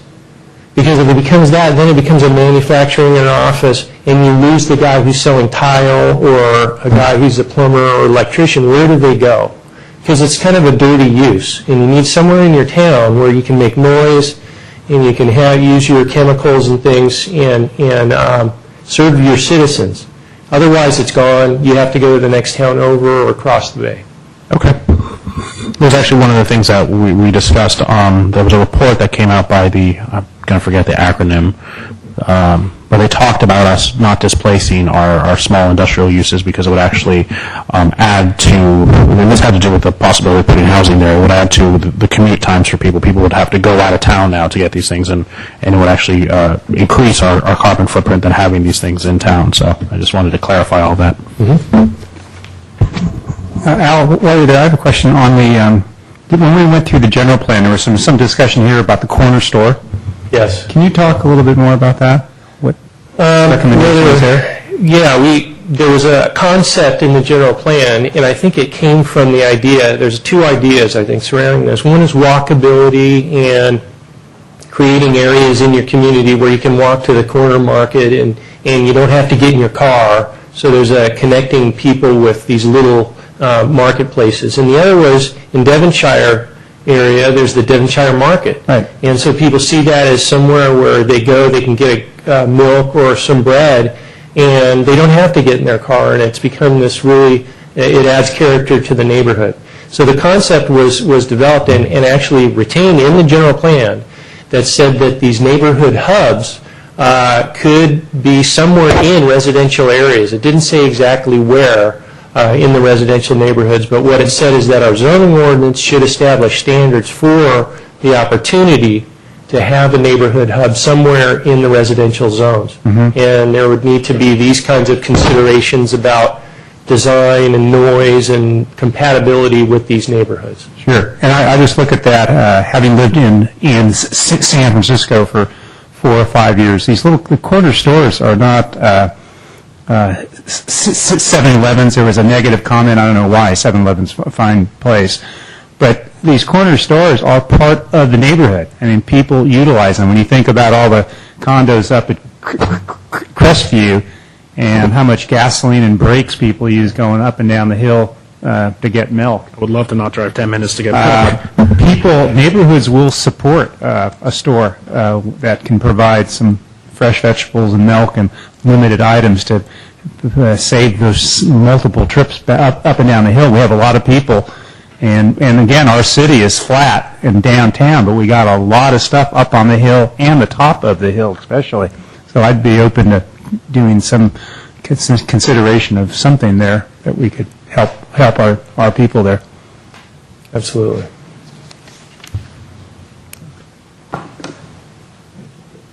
Anything else on item 5 here from the council? Well, thank you very much, Council and Mayor, for your input, and we'll proceed. Thank you. Great. Michael, thank you very, very much for your report and excellent presentation. Thank you very much. Okay.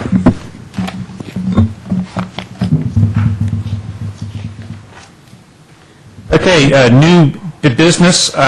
Good news, it's the last on our agenda, but we do have, there's a half a dozen items. Let me just summarize. We're dealing from recruiting of city manager to term limits on our commissions, franchise fees for video, police service transfer agreement, strategic property acquisition, and use of redevelopment agency facade improvement program. That's A through F.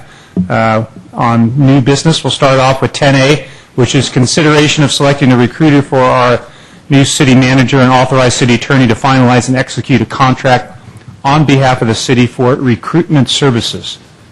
Mr. Rubens? Good evening, Mr. Mayor and council members. Tonight we have an item to enable you to select one of 3 potential recruiters for the position of permanent city manager. Attached in the staff report are their 3 proposals. I should note that all 3 of the proposed recruiters have a representative here tonight if you have any questions. Oh, good. And if you have any questions, and maybe before I go, I'll let the staff report, the brief staff report, speak for itself. Great. So I see 3 smiling faces. I assume those are the 3. Great. Well, thank you all for coming. Wow, that's great. We're serious about this, and it's a very important job. So with that, how do you want to do this? We've all had time to review the packages and so forth. Want to start from my right or left and talk about your preferences here or considerations for each of these consulting firms? Who'd like to go first? I guess I can start, Mr. Mayor. I know I'm going last, so who wants to go first? That's the advantage you have. For me, going through all these things, they're all very similar companies, and they all have very, very strong recommendations, and they have all worked in the area. So, it's really 6-5 and pick 'em for me, in all fairness. I did, if I had to choose one, I felt Bob Murray and Associates. That was my personal choice, and we've had discussions about this prior. They've worked in the area. Granted, everybody's worked in the area. They're all fee structures the same. If I had to choose one, I was leaning that way. But they're also very similar, and they're also very well qualified. That I think we can go with any of the 3, and we'll be rightly served by doing it. Okay. So I don't think I helped much. Sorry. Mr. Mott, you look like you're... Yeah, Mr. Mayor, any preferences? Would simply echo what Mr. Klein said, that we have sort of an embarrassment of riches of people to choose from, but in reading through the proposals, Murray was my top choice. Mr. Casilli. Well, so we have a discussion. Again, all 3 firms are excellent. They all got good reputations. I'm familiar with 2 of the 3, but I know that all 3 are capable of doing the job. My top one was Peckham and McKinney, basically because they had an extra year on the guarantee.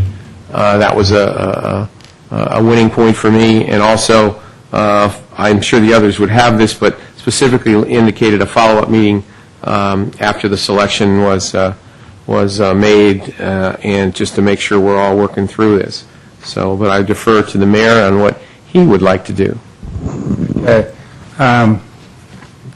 My preference is consistent with 2 council members already. With Bob Murray, my main reason was in some of the examples, I really liked the the criteria of what they were looking at and some of the wording in the candidates: successful tax track record, open door policy, leadership, atmosphere of trust, and I could go on and on and on. But I felt the use of the words in that one example versus some of the others I thought was excellent.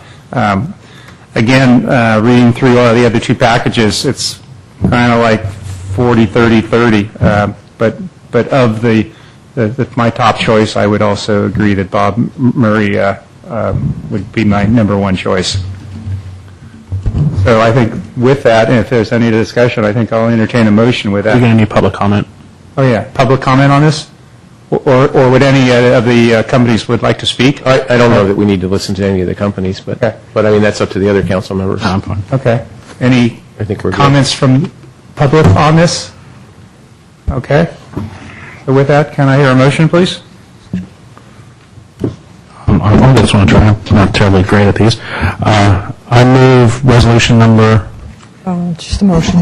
Oh, it's just... Oh, is it? I got resolution? Yeah, resolution here. Then it is Maybe I am pretty good at this. number 88. Okay, I move resolution number 88, resolution of the City Council selecting, I want to get the whole title, You can read the...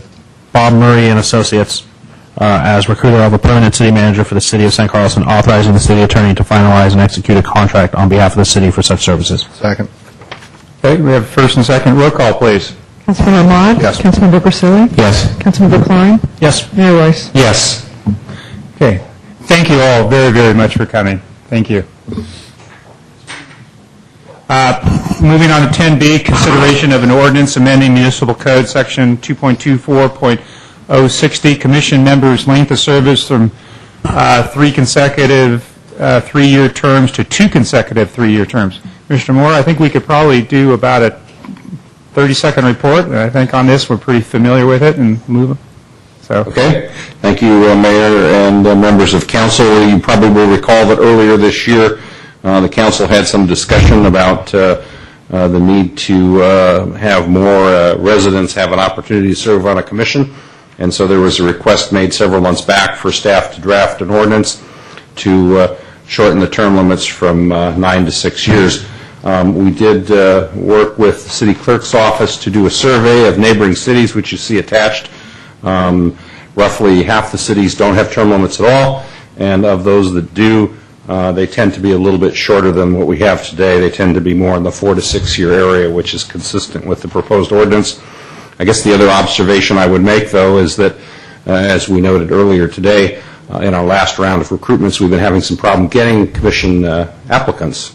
We have been now out 3 rounds for Park and Rec and Art and Culture, and I think we had 2 candidates for 3 seats. We did, after 2 recruitments, finally get enough people for you to talk to on EDAC, although EDAC does tend to be your most popular commission of all the ones that you have. I would make a couple observations and maybe some suggestions based on past practice. One of the things that councils have done in the past has been to, when you interview candidates for a specific commission, other councils have developed sort of a waiting list, as you were, a bullpen of commissioner candidates that you rank highly so that you don't have to re-interview the next time a seat comes up. You may wish to do that in the future.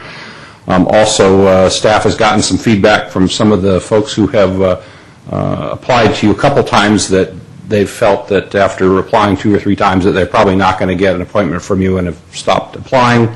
There's also been some feedback, particularly from female candidates, that they seem to feel that the council tends not to pick female candidates, and so there's been, some of those folks seem to be discouraged. So I think as you move forward, you might want to think along those lines as well as to whether or not you want to move ahead tonight with the term limits. Okay. Discussion? Through the chair, I think this really started because I opened my mouth at some point and said that we needed to relook at the way we did this. I think it was our strategic plan retreat, and what I was looking for when I did that was a way for us to re-interview commissioners. So you don't get a 9-year spread. You get 3 years, and you come back and we talk to you about the time you've done, and the council didn't agree with going in that route, and I was worried about, that we would never remove a commissioner, that once you got on, you had 9 years just despite what you've done, and the council has shown that we are willing to pull people off the commissions if we don't agree with the work that's being done or other things. I don't think we need to go this far. I don't think we need to limit term limits. A lot of people, I don't believe, get to 9 years. At some point, people just get tired and want to move on. We have occasionally had, just like now, had a lack of applicants, and then sometimes we have way too many for one seat, and I think it's cyclical. And I'm fine with knowing that the council has shown that we are willing to look at the commission appointments and not just give it a rubber stamp. I don't see any need for us to do this. I think the three terms is fine. I think it's worked well, and I think we can continue to do it. Okay. Other thoughts?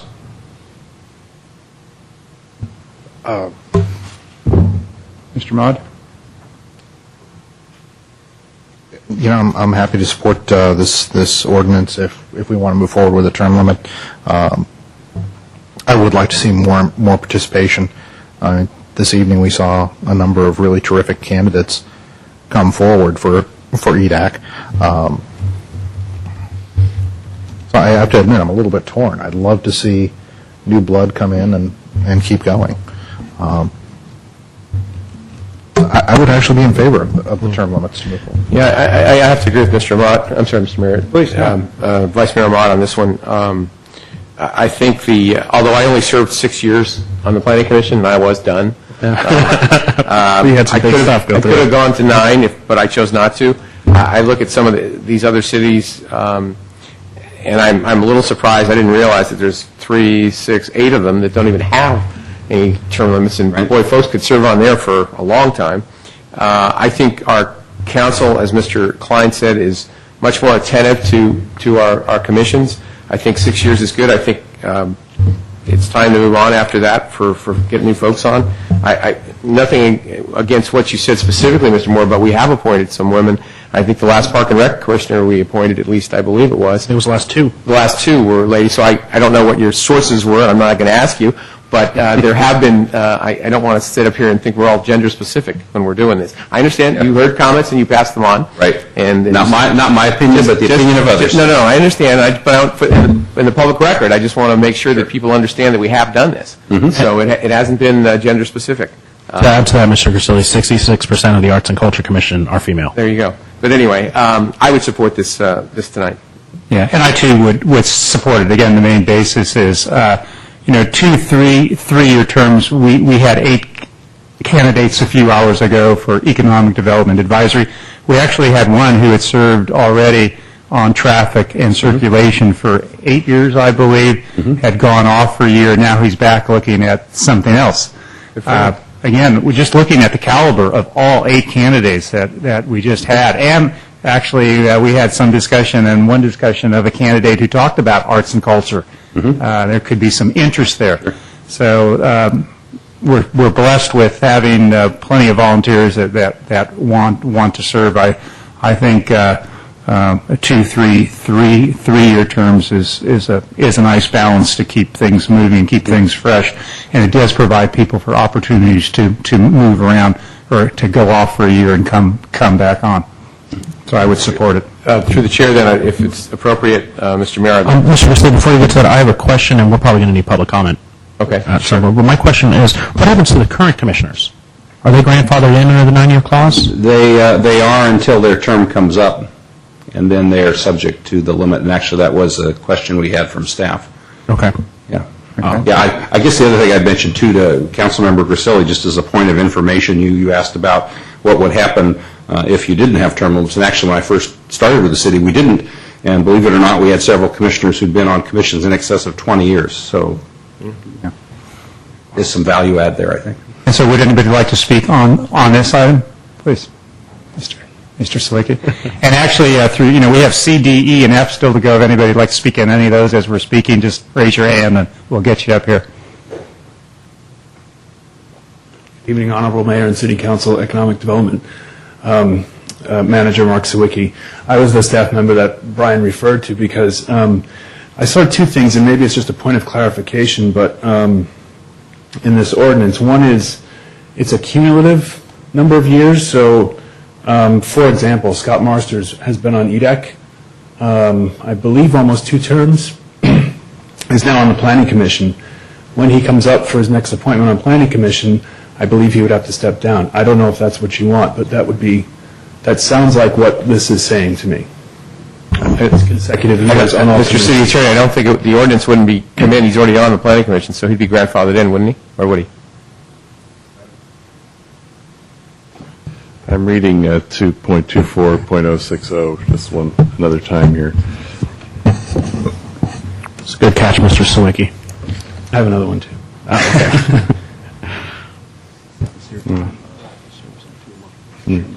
But that's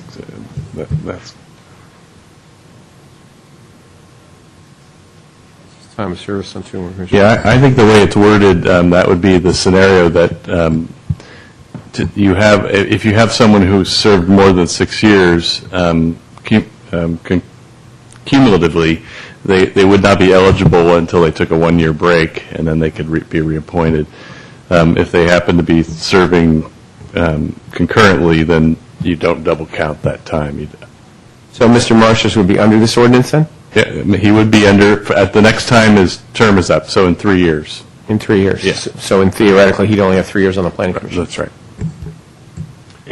And that assumes that he's serving a 3-year term right now? Yeah, if he's actually, that's the point you brought up earlier, that he's filling out a term, so it's... So he only would have like till the end of this term? Yes. I'm still not going to support this ordinance, but if you're going to, if the three of you are going to, I think we need to grandfather the people who currently sit on the commissions into the old structure, and this would be for new appointees. I would hope that you would go that way, because these people are appointed under the old rules. Through the chair, what I would have hoped that, thanks for putting this out, what I would have hoped is that it would be 6 years on a commission. Yeah, that's what I was thinking. So, somebody was on EDAC, you get 6 years. If you move to planning... It resets. Yeah, it should go to 0. So is that how the ordinance is? But it doesn't look like that's how it's written. Well, we could make an amendment tonight, and you could still introduce the ordinance tonight with a change, if you reach a consensus on a change that would make it so that different commissions don't count towards the total years of service. Yeah, I think that's what the intent when we talked about that is that whatever commission you're on, it would reset, and then you'd have 2 3-year terms on that specific commission that you've been appointed to. Mm-hmm. So with that, can I, please? He has another point. The other point is when somebody, I think it's the first. they're set terms, and a lot of our commissioners will fill out somebody else's term. For example, coming up in January, there will be 3 EDAC commissioners up for reappointment. 2 of those commissioners took over someone else's term, so they will not have served 6 years at that point, but if they're appointed, they will go over 6 years. So that's a question, can they be reappointed if they're going to go over 6 years? That's not very clear in the language either. Okay, good point. So how best to solve that? My preference, Mr. Mayor, would be that if you're filling out a term, that should not count against 2 full terms. So, given those, I'm sorry. Go ahead, finish. All I'm going to say, given the number of changes that we want to make, I would almost want to continue this item and let legal go back and redraft this. Yeah, I sort of disagree. To me, it's 6 years. Whether they're serving out a term or whatever they are, if they started 1 year, then they get 6 years, however they work it through. And you'd have different people coming up different times, but they serve 6 years. They don't. It's not terms. It's just years. In other words, it's how you spin it. How you look at it. It's just a matter of years. So if someone came in serving out a term of someone for, let's say there was Mr. Jones was on, left after 1 year. Mr. Smith came on, served 2 years. He's got 4 years left in my mind. So he serves a term. That's it. I know it's sort of, maybe it's paperwork trouble, but 6 years. So I don't have any issue with that. I guess the question would be that if somebody is replacing somebody on a commission who's partially filled a term, can we start the clock at 0? Because again, that language is not in here. I understand it's not in here. I appreciate that it isn't, and maybe it needs to go back and be reworked. But I would just say it's 6 years. Well, and I think through the chair that my experience has been that what Councilmember Grisilli is describing is how we've done it on the ground. In other words, if somebody comes in a 1-year term, they get appointed for a full term and then a third partial term. that we focus more attention on the number of years than the number of terms, which I think is what you're describing. Yeah, that's what I'm pushing for. And again, to the point the council has made, if that's your intent, we could certainly clarify the wording. Yeah, so it sounds like council can go with that. So based on Mr. Ahmad's recommendation, you want to bring this back to us next time? Yeah, we'll reword that one section and bring it back to you to meet your intent. Good. Thank you. Thank you, Mr. Swicky. Okay, 10C is establishing an ordinance adding Chapter 5.29 to the San Carlos Municipal Code, establishing franchise fees, PEG fees, and customer service penalties for state video franchise holders providing video services within the city of San Carlos. Mr. Moore. Thank you, Mayor and members of council. The need for this new ordinance is a change in the law that occurred in 2007 when the state of California began state franchising of cable and video providers. And what happens over time is eventually all video providers will come under this new state law. Right now in our municipal code, we have provisions for traditional city-granted franchises. We don't have comparable language for the state franchises. We do now have a state franchise that was granted to AT&T. It has not been a high priority item to make this addition in the past because AT&T has not come forward until recently. But now they are on the verge, we believe, of signing the documentation necessary to move ahead. And with that in mind, staff thought it wise to add this section to the municipal code so that if AT&T does in fact come forward, we'll be able to collect franchise fees and manage them under this new regimen. Any questions, I'd be happy to answer. Any questions? Any comments from public on this item, 10C? One quick question, Mr. Mayor. Mr. Ahmad? Mr. Moore, does this DIVCA ordinance that you're describing, the state law, does that include wireless? No, this is pretty much for video providers, so this would be primarily for people like Comcast, AT&T, Astound, et cetera. Great, thank you. One quick question, Mr. Mayor, I apologize. Having been around Mr. Grocott and I, perhaps we faced this once before where AT&T was coming in. We talked about lovely boxes. Mm-hmm. And are we anticipating that they're going to be showing up and wanting to put boxes in my front yard? Yes. Okay. I just bring that up for the rest of the council, just to know. And I hopefully, I don't know if we have any rights under that or any strength under that now that there's a state mandate for this. So what we can do and what the other cities have advised us to do is to work closely with AT&T on the placement of the boxes, right, and to minimize the visual impact. It's interesting to note, I was talking to Vice Mayor Ahmad earlier today, that actually the first 3 box locations were approved by the former Public Works Director, Mr. Mokhtari, which shows how long this has been in process, and all 3 of those boxes were in relatively unobtrusive areas. The other thing that has come forward since we first started working on this is AT&T is now willing to do some landscape screening on some of the more sensitive areas. I only mentioned that for other council members because that was something that was just, they were going to be able to ram this through. And they did ram it through, actually, through the state legislature to get this when they did it. But anyway. Only cost them, what was it, $20 million? $20 million in 90 days, yeah. The vote was 77 to nothing. What a concept. Okay, so can I hear a motion on this? I'll make a motion, Mr. Mayor, to introduce ordinance number 1424. 1424, an ordinance of the City Council of the City of San Carlos, adding Chapter 5.29 to the Municipal Code, establishing franchise fees, PEG fees, and customer service penalties for state video franchise holders providing video service within the City of San Carlos. Second. Okay, roll call, please. Councilmember Ahmad? Yes. Councilmember Grisilli? Yes. Councilmember Klein? Yes. Mayor Royce? Yes.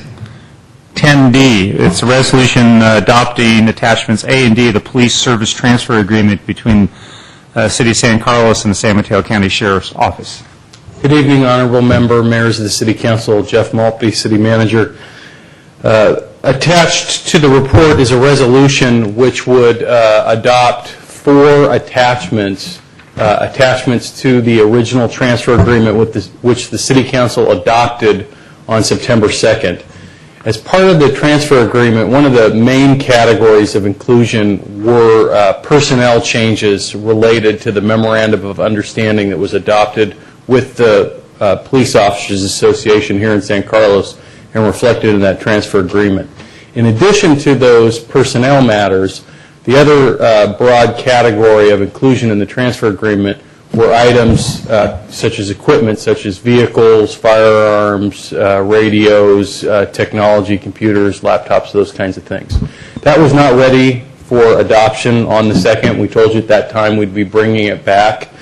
The sheriff has, and the Board of Supervisors have adopted these attachments already, as submitted to you.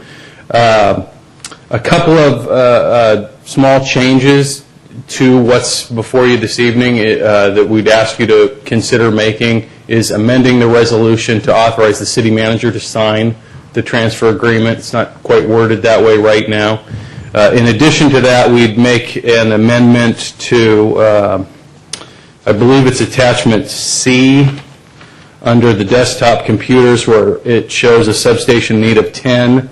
As of earlier today, the county had asked to purchase 14. We have those available. So we would increase that. It would increase the amount that the county would be paying the city by approximately $2,000. In total, there's a number of items that the county would be purchasing from the city, primarily our fleet of vehicles, but also computers and those types of things. Some of our equipment, belts, leathers, items that the officers wear, safety equipment, those kinds of things.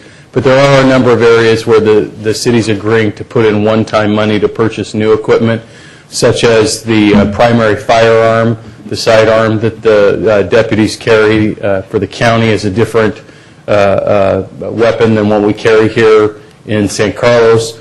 We also felt it prudent to authorize the purchase of fresh bulletproof vests for all the deputies. As you might imagine, when you're making this type of transition, one of the areas that you want to be very clean and very comfortable with is safety equipment, and then, of course, liability claims going forward. So to prevent any confusion in the future, should we have some kind of a mishap or tragedy, we wanted to make sure that equipment was all brand new.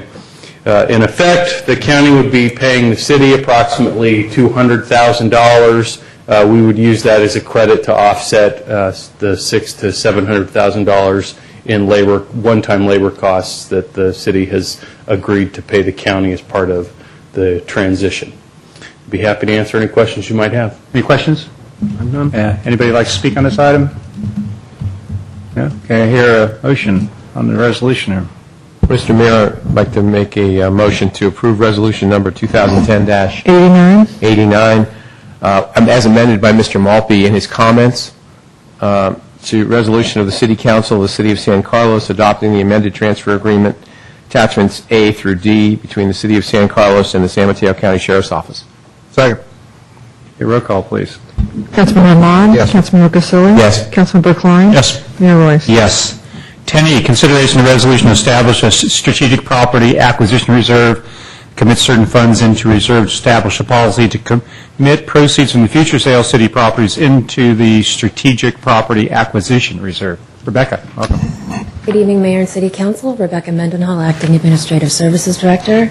Back in January of this year, the City Council discussed options for the use of the proceeds once the property sale at the corner of Holly and Industrial Road closed with In-N-Out Burger. Based on the minutes of that meeting, council members agreed and concluded that the proceeds should be geared toward funding strategic property acquisitions in the future. On October 11th, council approved a finance agreement for a loan of $1.5 million in proceeds from the sale of that property to the RDA. Over the period of the loan, the agreement will generate interest income of more than $2.5 million. In February of 2003, the City Council approved a sale and transfer of property at 1249 to 1265 San Carlos Avenue to the RDA. The proceeds of that sale were a little over $1 million and were designated at that time to be reserved for future property acquisitions. So before you tonight is a resolution for your approval to commit the proceeds of both of these transactions, including the principal and interest from the RDA financing agreement, into a strategic property acquisition reserve. In addition, the resolution will establish a policy that will commit proceeds of any future sales of city properties into the same reserve. I'm happy to answer any questions. Thank you. Questions? Ms. Mendenhall, before my time, 2003, there was $1.07 million. Where is that now? It's sitting in the reserve in Fund 25. Fund 25. And Fund 25 is one that we have tapped for operating costs at various times? Yes. Okay. But by doing this tonight, what we're going to do is transfer $1 million out of that. Do you know how much will be left in Fund 25? Sorry, I should have called you early on that. No, I apologize. I don't have that information in front of me, but I can get that to you. The only, once you commit this, and I mean, again, I guess we can change it because it's not I worry about setting up some of these special funds because we're just basically not going to be able to tap in if we have an issue that comes up, an emergency that comes up that we may need. So I'm not sure I'm going to be supporting this tonight. So, If I may, the $1.07 million has already been set aside for future property acquisitions. But it's sitting in Fund 25. It's sitting in which Fund means we could 25. still take it. No, you can't. It has been designated. I beg your pardon? It's been designated. It has been designated. Yes. Okay. And again, This is just to combine this. I understand. And again, my only point is sometimes I worry if we designate too much. I mean, I know we need reserves. Believe me, I know more than anybody you need reserves in any business. But once you commit it, then it's committed, and it's restricted in my mind. Committed, restricted, whatever the word is. And I'm just concerned that I don't necessarily have I'm not sure I voted for it in January. Of course, I can't remember whether I did or didn't. Maybe I did, maybe I didn't for the 1.5. But those are my concerns, that once it's there, we're not going to be able to get into it if we have an emergency that we're going to have to tap into. So, Any other questions or thoughts? Restricted anyway, so. Well, I don't have any questions, but I'm willing to discuss after we ask for public comment. Yeah, I will. Anybody would like to speak on this? Okay. Okay. My only discussion is I'm pretty sure I backed this in January, but I also can't remember. A lot has happened.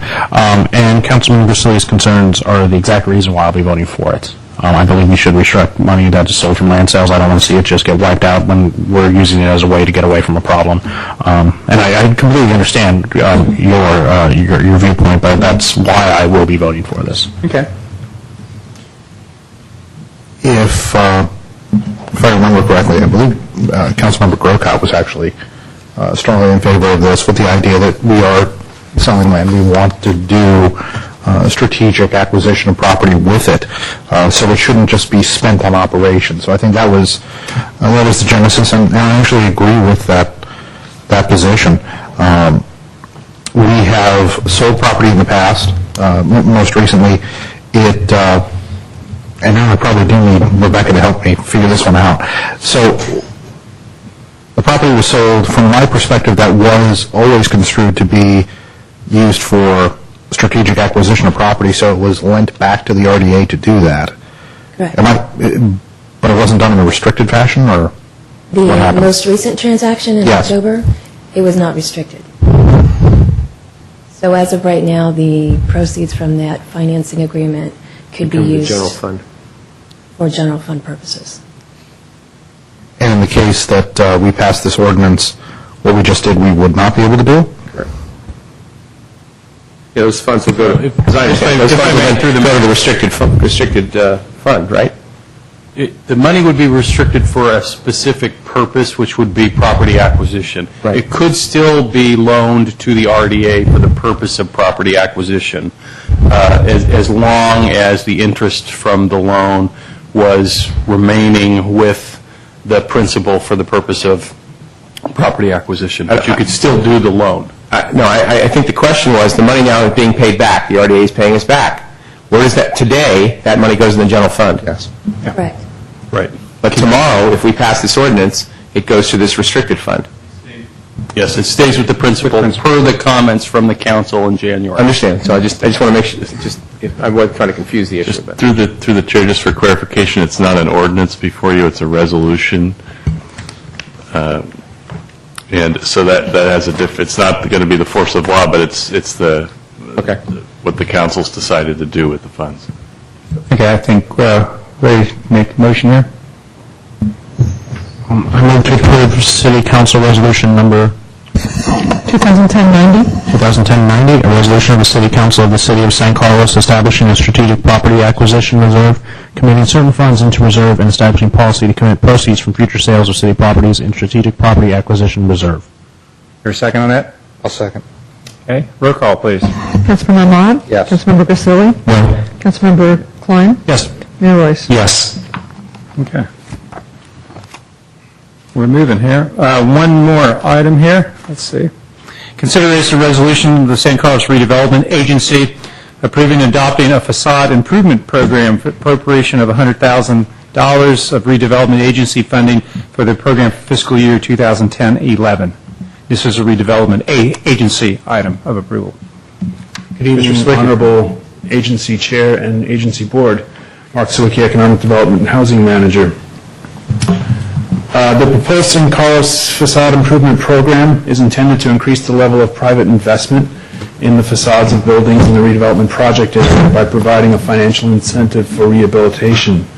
A proposed program was included in both the city's economic development plan for 2010-2013 and the redevelopment agency's 5-year implementation plan for 2009 to 2014. It's also among the city's 6-month strategic objectives for the current period.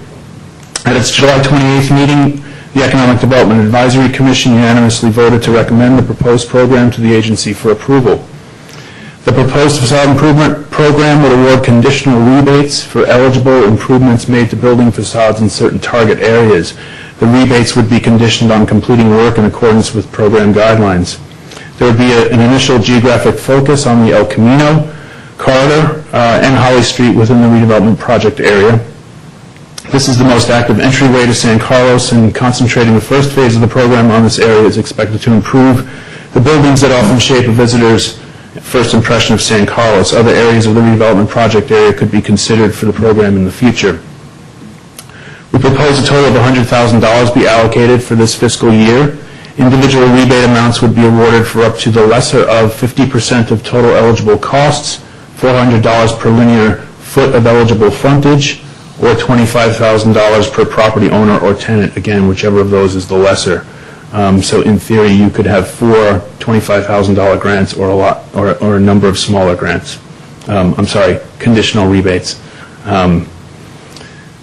Conditional rebate is a term that we used rather than grant because the agency cannot actually just grant the funds. It has to be done in the form of a loan or have some conditions attached. There would actually be something recorded against the property and could be removed after the period runs out, which we've chosen to be 5 years to make sure that the improvements are maintained. If the agency board approves this tonight, the program would be widely announced within approximately 30 days. We would send a letter to all business and property owners making them aware of this opportunity. We would also post it on the city website and the chamber newsletter. We would also have a program evaluation and a report on progress provided to EDAC as early as 6 months after launch and before the end of the fiscal year. And then we would expect EDAC to make a recommendation to the agency board whether to continue, to revise, or expand or terminate the program going forward. I'm available for any questions. Questions? So how do people apply for this rebate? There would be an application. Well, again, we would notify them in advance so that everybody's sort of on the same level playing field. But there would be an application submitted to the Community Development Department. We would review. We would have a set of criteria which are listed in the program guidelines, and we would evaluate them based on those criteria. If there are more applications than we have funds available, then we would rank them and come back to the agency board and say these are the ones that we think you should approve and why. So how did you come up with the like 25,000 we could do for? I mean, what if like the balance of the demand versus the amount, 100,000? What kind of is your reasoning for the 25,000? We looked at programs in other communities, sort of, best practices. What are others doing? It needs to be sizable enough to make it worthwhile for somebody to do something. But we also wanted to limit the amount that we were gonna put out in the first year of the program. If it's wildly successful and we think it's doing what we like it to do, then we could consider expanding it. But we just wanted to. This is sort of a pilot first year. Okay, good. Any questions out there? Public comment on this? Other questions? Okay, I hear a motion, please. Move adoption of agency resolution. 179. Resolution of the San Carlos Redevelopment Agency approving and adopting the facade improvement program and appropriating $100,000 in funding for fiscal year 2010-2011. Second. Roll call, please. Director Ahmad? Yes. Director Grisilli? Yes. Director Klein? Yes. Chair Royce? Yes.